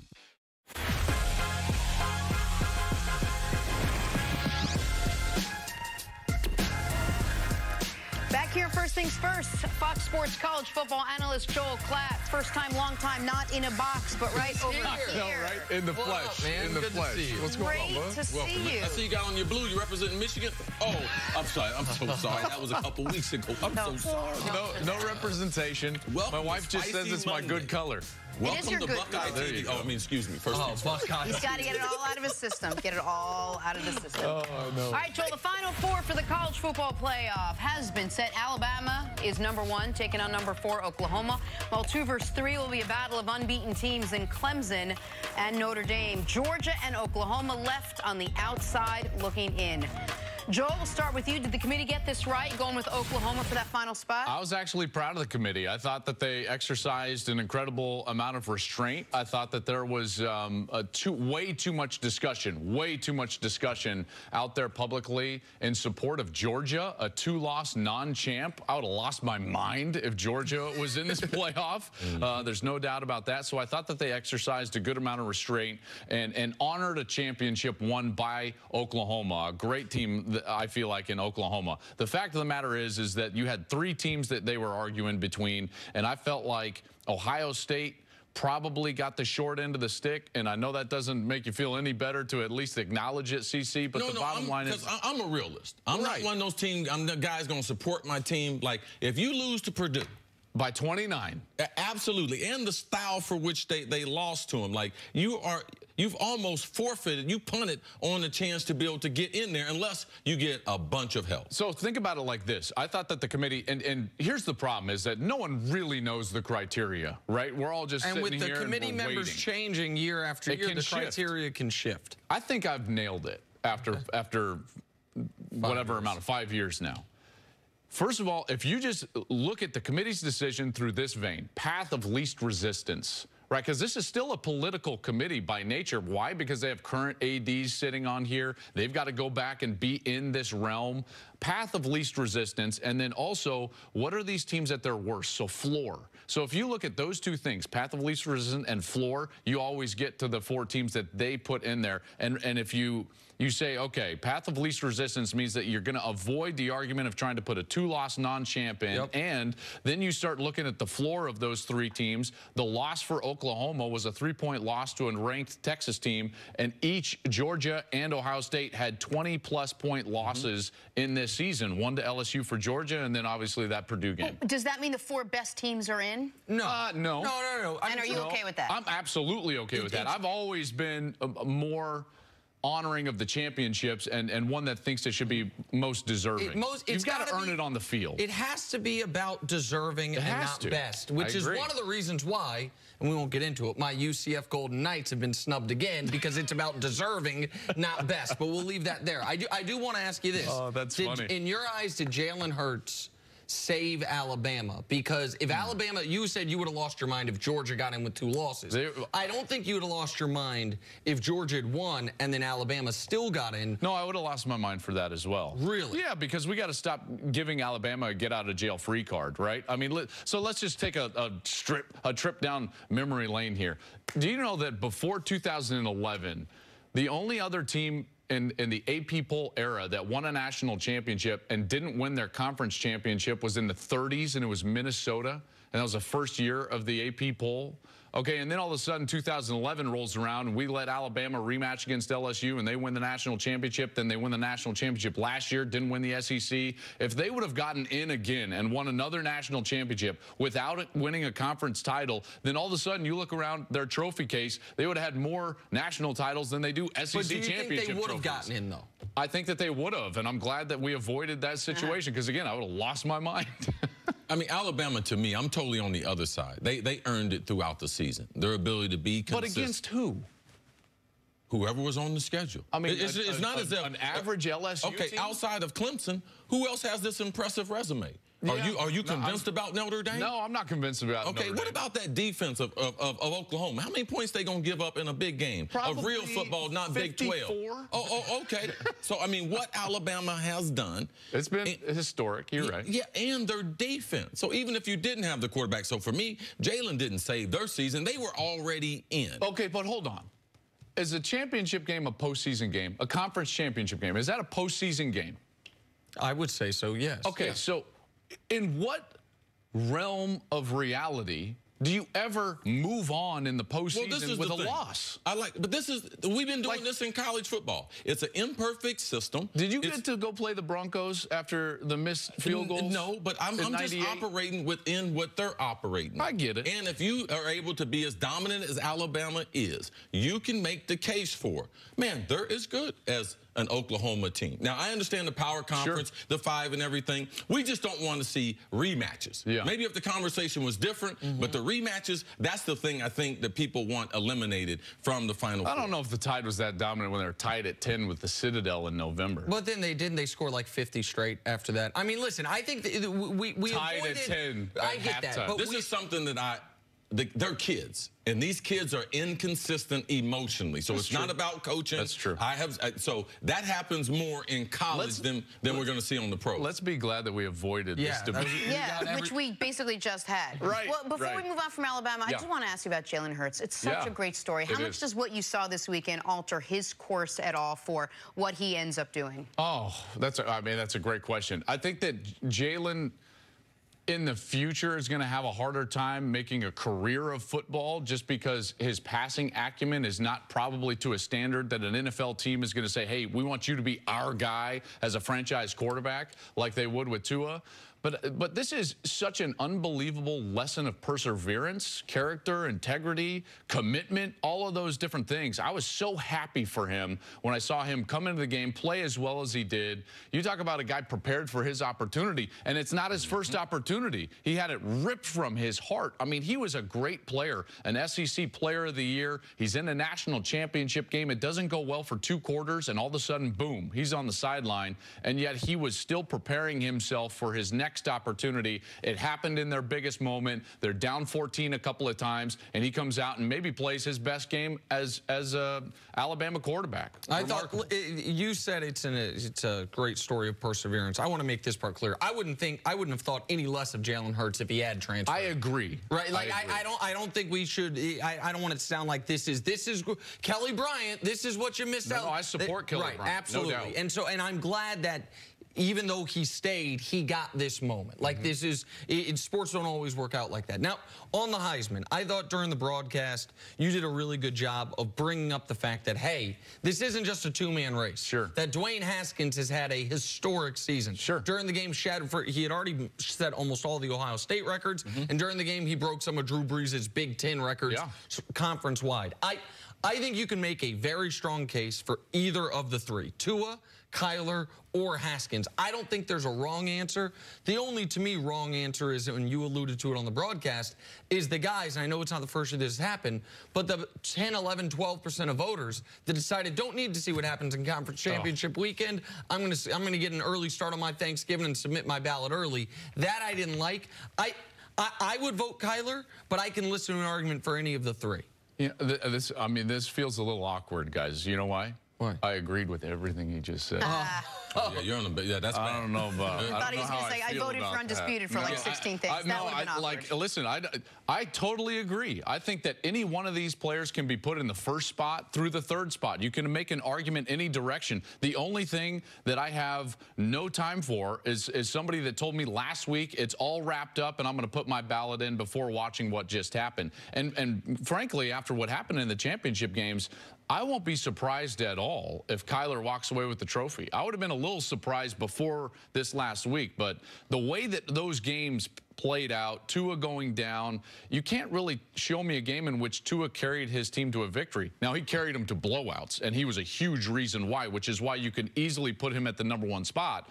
But Kyler Murray was the most important player to his team throughout the season, and Dwayne Haskins was right next to him, you know, right behind him, and carried Ohio State for a section of this season in which their defense and run game were not playing near up to their capabilities. I think all three of those guys were phenomenal, and I think it's a really cool year to see these three guys hopefully in New York. Yeah, I think Tua was penalized because they were so good, and the reason why they were so good is because of him. That's a good And what point. I've seen him operate that offense, because let's just take this. This would be one of the criteria I think people should look at. Who did these kids replace in the same offense, and what is that offense doing now? So let's go to Tyler right there in Oklahoma, what he's doing, Baker Mayfield. They did basically the same thing. You could argue Kyler's a little bit better. Oh, okay, but in the Big 12, these are the numbers they put up year in, year out. Let's go to Ohio State. What did he do after taking over a 4-year starter, J.T. Barrett? Oh, broke all his records. All of them. The best passer in the great 125-year history at Ohio State. And in the Big 10. So now let's go to Tua. Drew Brees there, too. So now let's go to Tua and what he did in Alabama. We saw he took over for Jalen. This is a totally different offense. This is like my man with the Rams running Alabama's offense now. So the difference in how these offenses operated, I think Tua was very, very special. He got nicked because they were blowing teams out. Yeah. Haskins were very, very special. Him and Kyler were very, very special. But I just believe Tua, what he did for the #1 team would make him, give him that little edge over the other two. A small argument. You're absolutely right, which is why it's easy to put Tua at #1. Small argument would be that I did not see Dwayne Haskins' backup or Kyler Murray's backup have to come in 14 points down and clean up a mess and actually win a football game for their team this year. Yeah, but it's one of those kind of things when I've aced the midterm, I've aced all the quizzes, the final, I missed a couple answers. I know. Sure, but what you also didn't see, and this is why you can circular argument, what you also didn't see was Tua ever lose a game. Sure. And you saw both of those guys lose a game. I do feel like if we had no knowledge of the 2017 football season, Kyler would be the heavy favorite. I think because Baker did what he did at Oklahoma, and because Tua did what he did in the national championship game, that Tua started this year way ahead. Both of these kids, Tua and Haskins, when I saw them throw the ball, I knew they were special throwing the ball. So I didn't go back to the Michigan game when Haskins came in and saved the Buckeyes. No, I didn't go to the national championship. They were already special, just waiting to get on the stage. They got on the stage and they performed. They did not let us down. And by the way, Dwayne's a remarkable kid.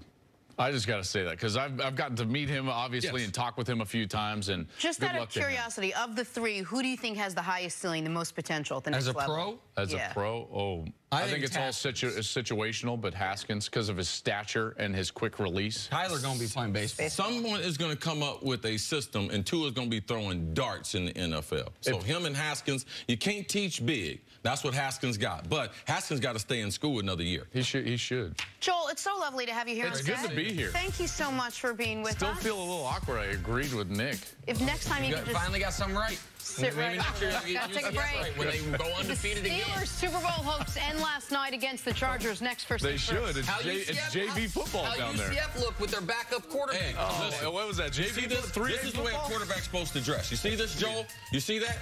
Cam Newton? Yeah, he's a quarterback. You see? These little cups would make great stocking stuffers. But how about right now in your mouth stuffers? Happy holidays to your mouth. Not sorry. Reese's.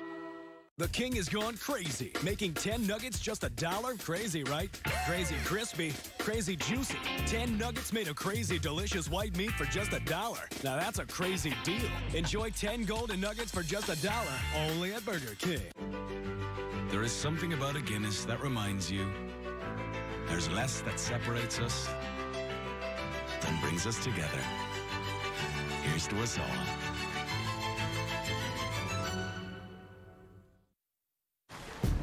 Stephanie, hola. Hi.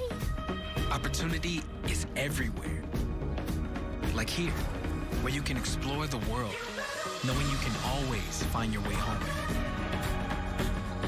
The new Roomba i7 Plus is your floor's best friend. Only Roomba uses 2 multi-surface rubber brushes to grab and remove pet hair. And the Roomba filter captures 99% of dog and cat allergens. If it's not for my robot, it's not a Roomba.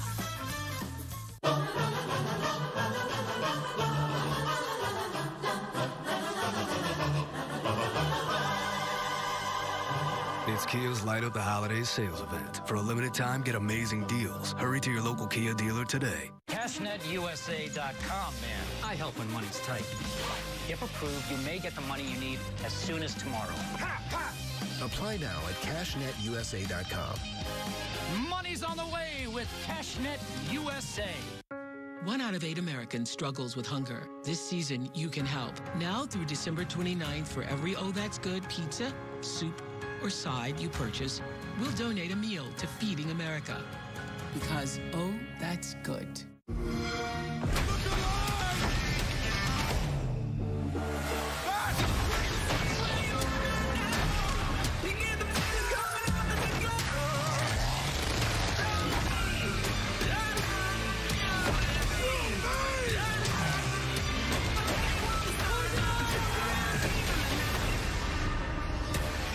Rated M for mature.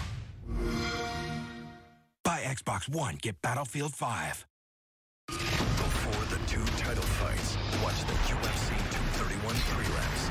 Saturday at 6:30 Eastern on FS1. Attention Medicare beneficiaries. The Center for Medicare Services has officially authorized new benefits Medicare Advantage plans may include. Plans may now include private home aids and rides to medical appointments. Most plans also include dental, vision, hearing, and prescription drug coverage. To get the benefits you deserve, call the Medicare Coverage Helpline now. Hi, I'm Joe Namath. I called the Medicare Coverage Helpline, and they instantly advised me that I wasn't getting all the benefits I deserved. They explained I could get a plan that includes dental and prescription coverage, as well as the new coverage for private home aids and rides to medical appointments. If you want to find out what you deserve, call the number on your screen now. It's free. You'll be happy you called, I guarantee it. Call to see if you can save money and get more benefits now. Don't delay. Call now. It's free. Call 1-800-993-3289. That's 1-800-993-3289 now. Welcome back. On Thursday, Marcus Mariota and the Titans look to keep their playoff hopes alive against the Jaguars. It all starts at 7:30 Eastern on Fox, NFL Network, and streaming on Prime Video. All right, we're going to get to Big Ben's big loss in just a second. But first, a couple of big highlights from last night. Giants and Bears and Odell Beckham multitasking, tossing the 49-yard touchdown strike to wide-open Russell Shepard. Be careful, Eli. See, I got the Giants' problems fixed. Go ahead. Everyone's mad they didn't draft a quarterback last year. Now they're winning, so they're not going to have a top 3 pick. Draft a wide receiver, have Odell switch positions. Yep. Look at that strike. We also saw he don't love the contact. Did anybody see that fumble Cam Newton in the Super Bowl? That would be Odell Beckham about 8 times a game. Because he is definitely afraid of contact. Allen Robinson, great catch. That is Allen Robinson. Traps the ball on VW Webb's head before completing the catch. Plucked that right off his noggin. He ate that, man, ate right off of his dreads, his helmet, and off of his dreads. Allen Robinson's had a couple big games the last few weeks. All right, finally. Keenan Allen, right place, right time for a wild touchdown. Philip Rivers' pass deflected off 2 Steelers before Allen caught it. Listen, see, I'm no defensive coordinator, but isn't the safety supposed to be on the backside of that play? On in man-to-man, he's supposed to take the upfield shoulder, Nick. You are so right about this. But I told you long ago, and you don't believe me, defense is for dummies. Guys running into each other like Keystone Cops. Time for In or Out. Yesterday, for the first time in franchise history, the Steelers lost a game in which they held a 14-point lead at home. It is their second straight loss, dropping them to 7-4-1. A mere half game ahead of the streaking Baltimore Ravens. CC, are you in or out on the Steelers still being Super Bowl contenders? I'm out. I'm totally out. And they embarrassed their chances last night. Embarrassed all the great Steelers. Like, it's a wrap for them. 2 games in a row late in the season? No, it's a wrap, man. It's a wrap. I'm out. I got one rule in the NFL. If you have a A-plus coach and an A-plus quarterback, you will always be a contender in my eyes. It's why I didn't give up on Seattle before the year. It's why I won't give up on Pittsburgh now. These last 3 weeks have been awful, even though they won the game against Jacksonville. But I'm still in because Tomlin and Roethlisberger. What year was that system established? What? What year is that system established? Yeah. 94. Okay, no 94? problem. No problem. Yeah, that's good. That's the year. That's the year. You were entering your 3rd Pro Bowl. That's when my system was established. Now, that one right there came from the seat of your pants. That was nice. On to the team that beat the Steelers last night. Chargers now 9-3, tied for the second best mark in the AFC, along with the Pats and Texans. Nick, you in or out on the Chargers being the second best team in the AFC? I pondered this one long and hard, but a tie goes to the champ, and the champ is the Patriots, so I'm out. The best team in the AFC is clearly the Chiefs. Chargers and Patriots, you can make an argument for either one. I've just seen the Patriots do it too many times, and I know their players won't have a moment be too big for them. Their coach won't have a moment be too big for them. I don't know that with Los Angeles, so as good as they've been, I got to be out. Now, I'm going to be out, but I do believe that the Chargers can go to New England and beat them. Yep. Because they can put pressure on the outside. They got good coverage, especially if they get Melvin Gordon back. If you put him in routes against those linebackers in space, what the Vikings couldn't do last night, yeah, I'm out on it, but the Chargers can beat New England. That's my way of getting a better question kind of spun in. That's how I do that. Yeah, well, it worked. Yesterday, the Packers sent shockwaves through the NFL by firing Mike McCarthy.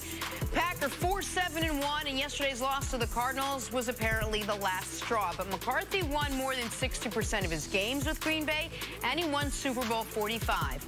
Nick, you in or out on McCarthy being an NFL head coach next season? I'm in, even though if I owned a team, I would not be trying to bring in Mike McCarthy. I know I am not like NFL owners, and Mike McCarthy absolutely. Well, you are like NFL owners. You're white. Okay, in that regard, I am, but that might be the only similarity. He will be a head coach next year, most likely in Cleveland with John Dorsey and Baker Mayfield. So I'm in because I think it will happen, not because I think it should happen. It'd be just like Andy Reid when he left Philadelphia. Was I expecting him to get another job? Did I trust him? Absolutely. Does he need to make some adjustments? How he's going to be able to call games and things? Yes, a lot like Andy Reid. So if I had enough confidence in Andy Reid, I have to have enough confidence. Yeah, this is me. It's my comment. I got enough confidence in Mike McCarthy. You put him with a young quarterback.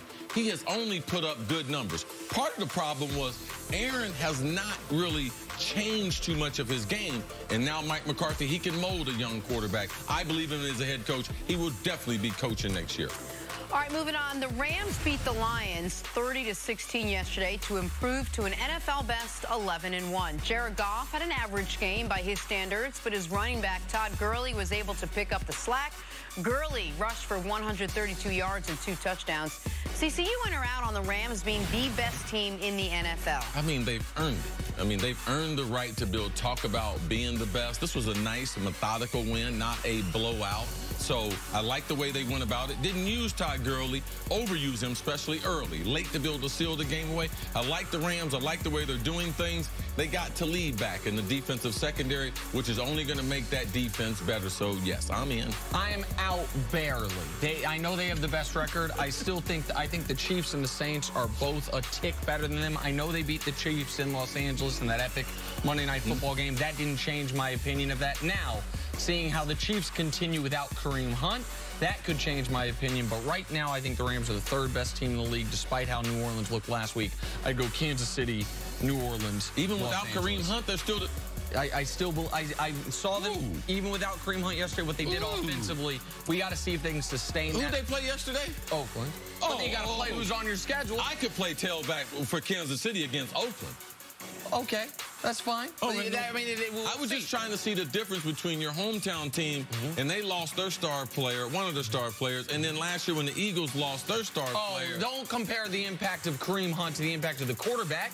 If they'd lost, I promise you, if the Chiefs had lost Patrick Mahomes this weekend, I wouldn't be saying they're the best team in football. I promise you. Gotta take a break. Coming up, is it time to be concerned about the Steelers after they dropped 2 straight? That's next. This is First Things First.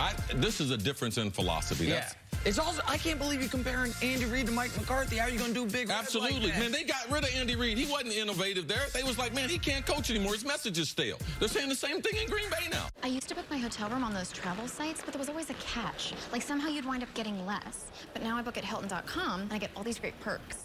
I got to select my room from the floor plan. Very nice. I know, I'm good at picking stuff. Free Wi-Fi, laptop by the pool is a bold choice, and the price match guarantee. How do you know all this? You like some magical Hilton fairy? It's just here on the Hilton app. Just available to the public, so. Book at Hilton.com and get the Hilton price match guarantee. If you find a lower rate, we match it and give you 25% off that stay.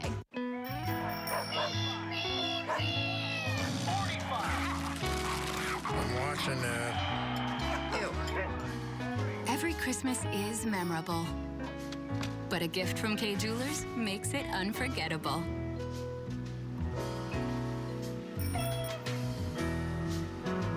This holiday, save up to 30% store-wide at Kay.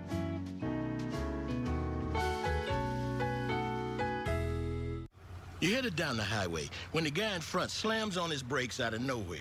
You do too, but not in time. Hey, no big deal. You got a good record, and Liberty Mutual won't hold a grudge by raising your rates over one mistake. You hear that, Karen? Liberty Mutual doesn't hold grudges. How mature of them.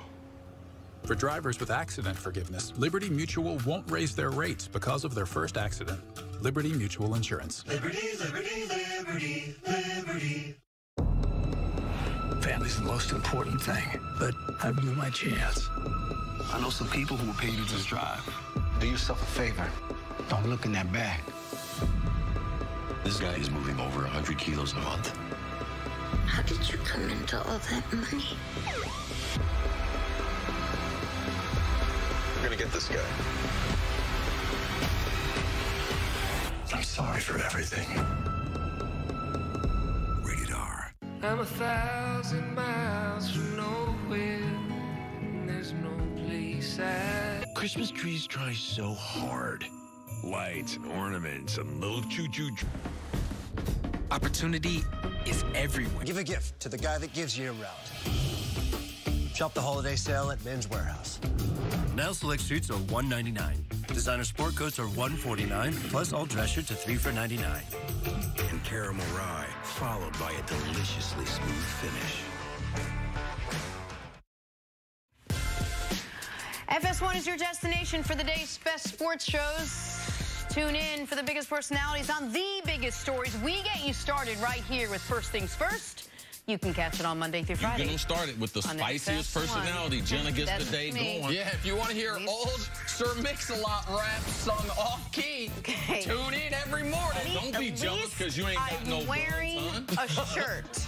All I have to say. That's about Cam Newton, not about me. But people at home don't know that if they weren't watching an hour and a half ago. Time for us to go viral. Yesterday, Seahawks wideout David Moore was doing the Macarena, another great song, on the sideline. A lot of people were puzzled by this. Turns out he was just practicing.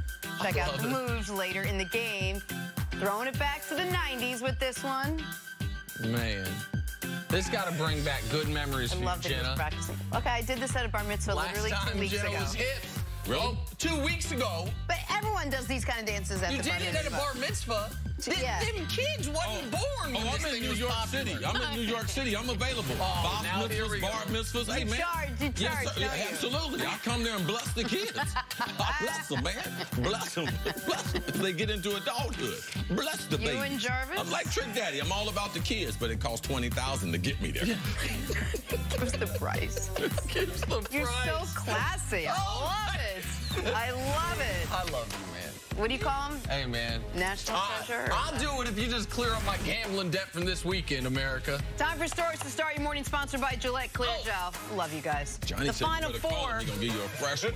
for the college football playoffs are set. Alabama's #1 taking on #4 Oklahoma. 2 versus 3 will be a battle of unbeatens in Clemson and Notre Dame, and that means Georgia and Ohio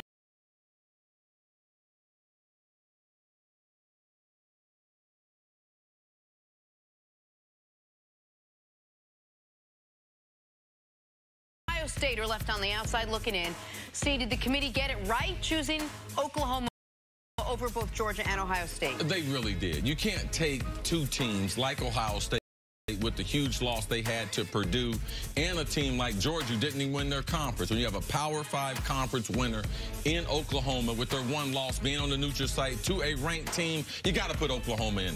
Listen, this was the only plausible outcome to me, given what happened on Saturday.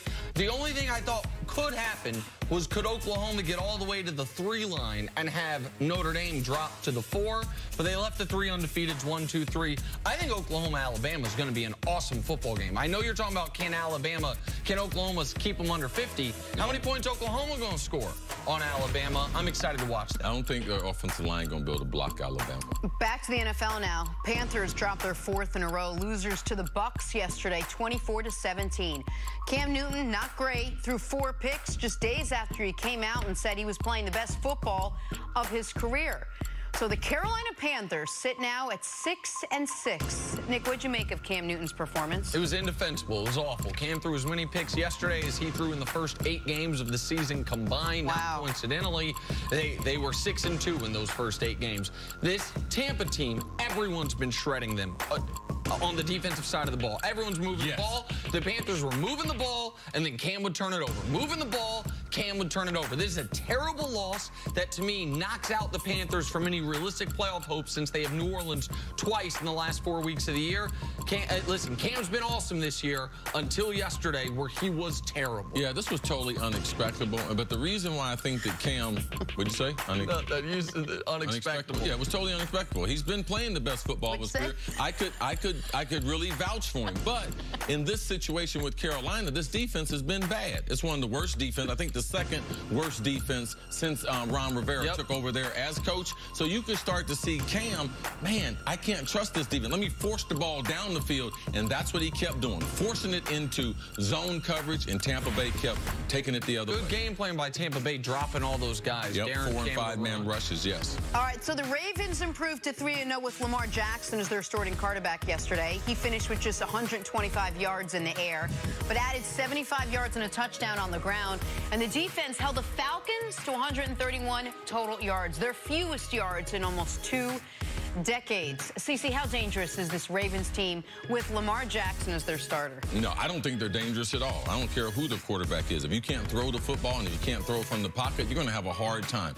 And it's getting ready to get...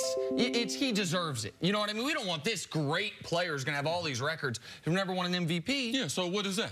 Sympathy. Okay, sure, but it sounds, I don't want to condescend. I don't want to make it condescending, right. Correct. And so, but what if part of the argument for Mahomes was, man, he started the year as 22 years old. He's 20, he just turned 23. Like, that to me should have as much relevance on who the 2018 MVP is as that Drew Brees has never won one, but one is clearly going to carry more weight. But we can see in the numbers, if we put them side by side, that Mahomes now averaging 50 more yards per game, more yards per pass, way more touchdowns, and just a tick beneath in passer rating. And so the reason Brees is ahead in passer rating is his absurd completion percentage, so it's still over 75%. It's a quarter way left in the season.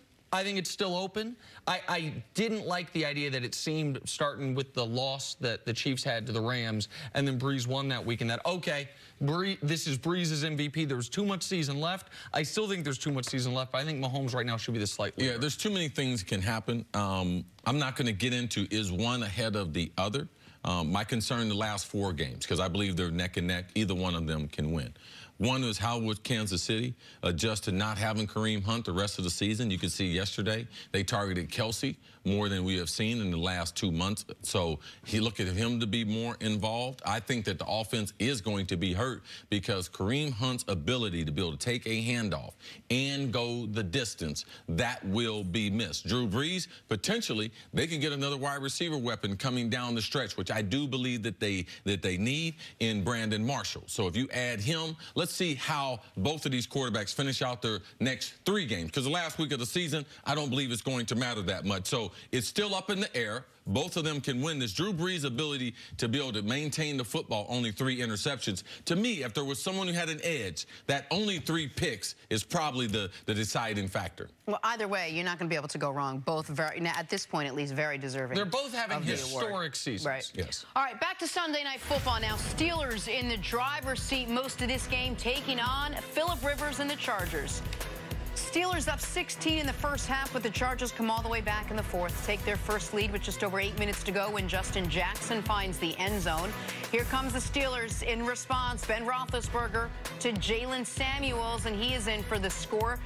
Chargers now with a shot to win the game.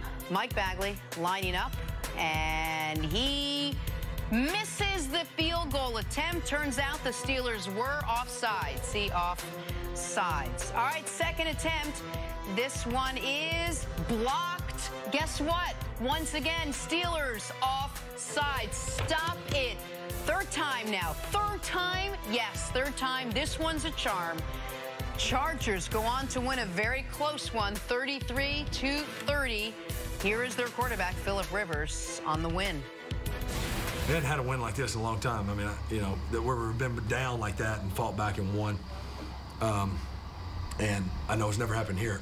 I just saw that 176 at 0-1 or 174 0-1 with a 16-point lead at home in the history of the Steelers. So pretty heck of an accomplishment today. I hate losing at home. You know, I hate it for our fans. I hate, you know, losing it for my linemen and the rest of these guys. But we'll come in tomorrow. We'll look at it and we'll move on. Phillip Rivers is right. The Steelers were 174-0-1 when leading by 16 points and at home, and now there is their first one. Nick, what do you think we learned about the Chargers after their win last night? It confirmed what we've seen the last two and a half months of the season, that this is not the same old Chargers. This isn't a team that's going to have a bunch of talent but underachieve. This isn't a team that is going to lose these types of games that come down to kicks. This isn't a team that we're going to see Phillip Rivers down 8 with 40 seconds left, having to drive a team length of the field. Unlike the Chargers teams have passed. Unlike really what seems like the Chargers have been every year since LaDainian Tomlinson left, which is a lot of talent, a lot of preseason hype most years, and they've underachieved. They started the year off 1-2, but we now know those 2 losses were to the Chiefs and the Rams, 2 of the 3 best teams in football, and their version of the trade deadline was Joey Bosa coming back. So you have one of the league's best pass rushers coming back, Phillip Rivers playing as well as he's ever played, and a team that right now they get Kansas City again. If they win, all of a sudden they are in position to have a bye, and Kansas City in position to be the 5 seed. So this is a legitimate championship contender in Los Angeles that if they had a better home field advantage and more local fans, I feel like people would be taking them a little more seriously. I think there's a few things that I observed in the game. One was the head coach, Anthony Lynn, how he orchestrated the comeback, how no one let go of the rope, so to speak. They kept the faith, kept the confidence. You had pointed out earlier that even with this 16-point lead, they stayed with their game plan. They didn't panic. They methodically tried to take this defense apart. Ultimately, in the third quarter, they started to make some plays and made a lot of plays in the fourth quarter. The other 2 things I had to observe in this game, Keenan Allen, his #1 target as a wide receiver is really, really underrated. You see his change of direction. He can catch the ball in traffic. He's a big-time player. There's definitely an East Coast, West Coast bias. We don't see him enough in prime time to try to give him the type of credit he deserves as a route runner and as a good wide receiver in this league. And also, if you haven't seen Derwin James playing, you need to go to a stadium TV near you. He is one of the best safeties I've seen come into this league, and it reminds me, based on the skill set, of a guy who, man, God bless him, God rest his soul, Sean Taylor. And, man, left this world too early. But, man, he had had range in the back, could blitz the quarterback, a sound tackler in open space, can cover man-to-man, great in zone. So it was great to – I believe he saved this game. In the second quarter, he was so dominant that he kept them in the game that they could finally make some plays after the halftime. All right, so let's talk about the Steelers now. Their second straight loss. How much cloudier does the playoff picture now become for them? Well, it actually becomes very clear for them. They're not going to get a bye. Their best hope is to get one home game in these playoffs, but the wild card round, if they win the division, they're only half game up on Baltimore. And I understand that this was a team loss, that in the second half, the Chargers had 3 drives, and the defense let them go 13 plays, 88 yards, touchdown, 2-point conversion. 7 plays, 79 yards, touchdown, 2-point conversion. 11 plays, 64 yards, game-winning field goal, to go along with allowing a special teams touchdown on the punt return. I get that. But I am going to lay a lot of this at the feet at number 7, because he told us, when I play poorly, I'm the most critical of myself. Well, in this football game, you threw a bad interception in the first half that I thought you must have been hit on. It was such a bad throw. And in the second half with a 16-point lead, first 3 drives, you go 35 total yards on 15 plays. Can't move the football at all. Like, this was, the Steelers blew out the Panthers. Since then, haven't played well.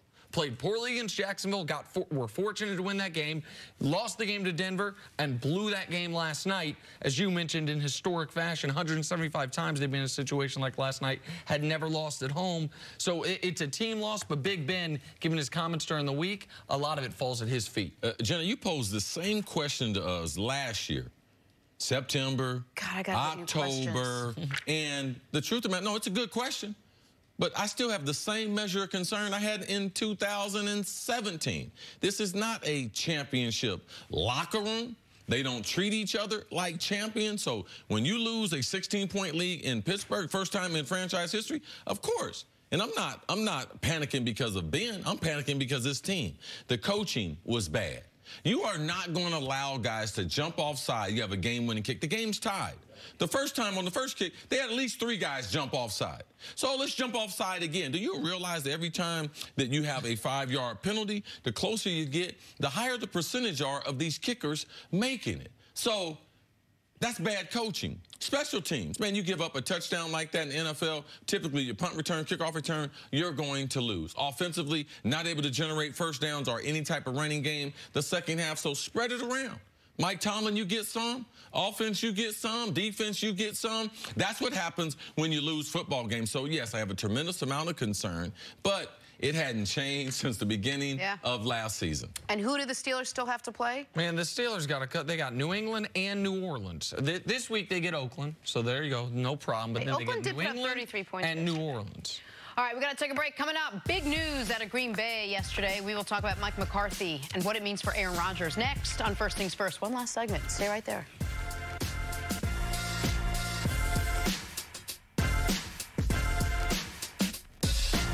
These are the people who make Gentleman Jack. Cultured, refined. Just kidding. They're the same folks who make Old Number 7. They simply take the time to mellow it twice. Gentleman Jack, from the makers of Jack Daniels. Cartels thought me was on his way to a drop. Go get her done. Don't be stupid, or you disappear.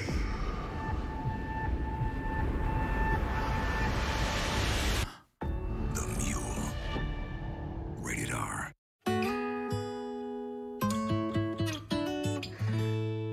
You have a side that planned, saved for a while, and soon you'll walk her down the aisle. A side that just wants to explore, but you're not sure that car can fit much more.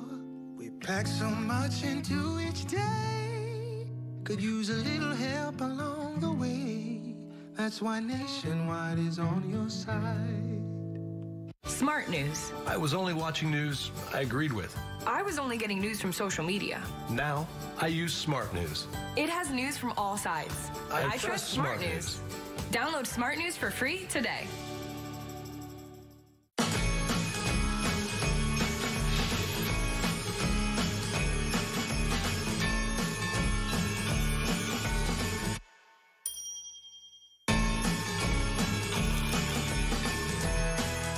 I'm Ken Jacobus, and I switched to the Spark Cash Card from Capital One. I earn unlimited 2% cash back on everything I buy. And last year, I earned $36,000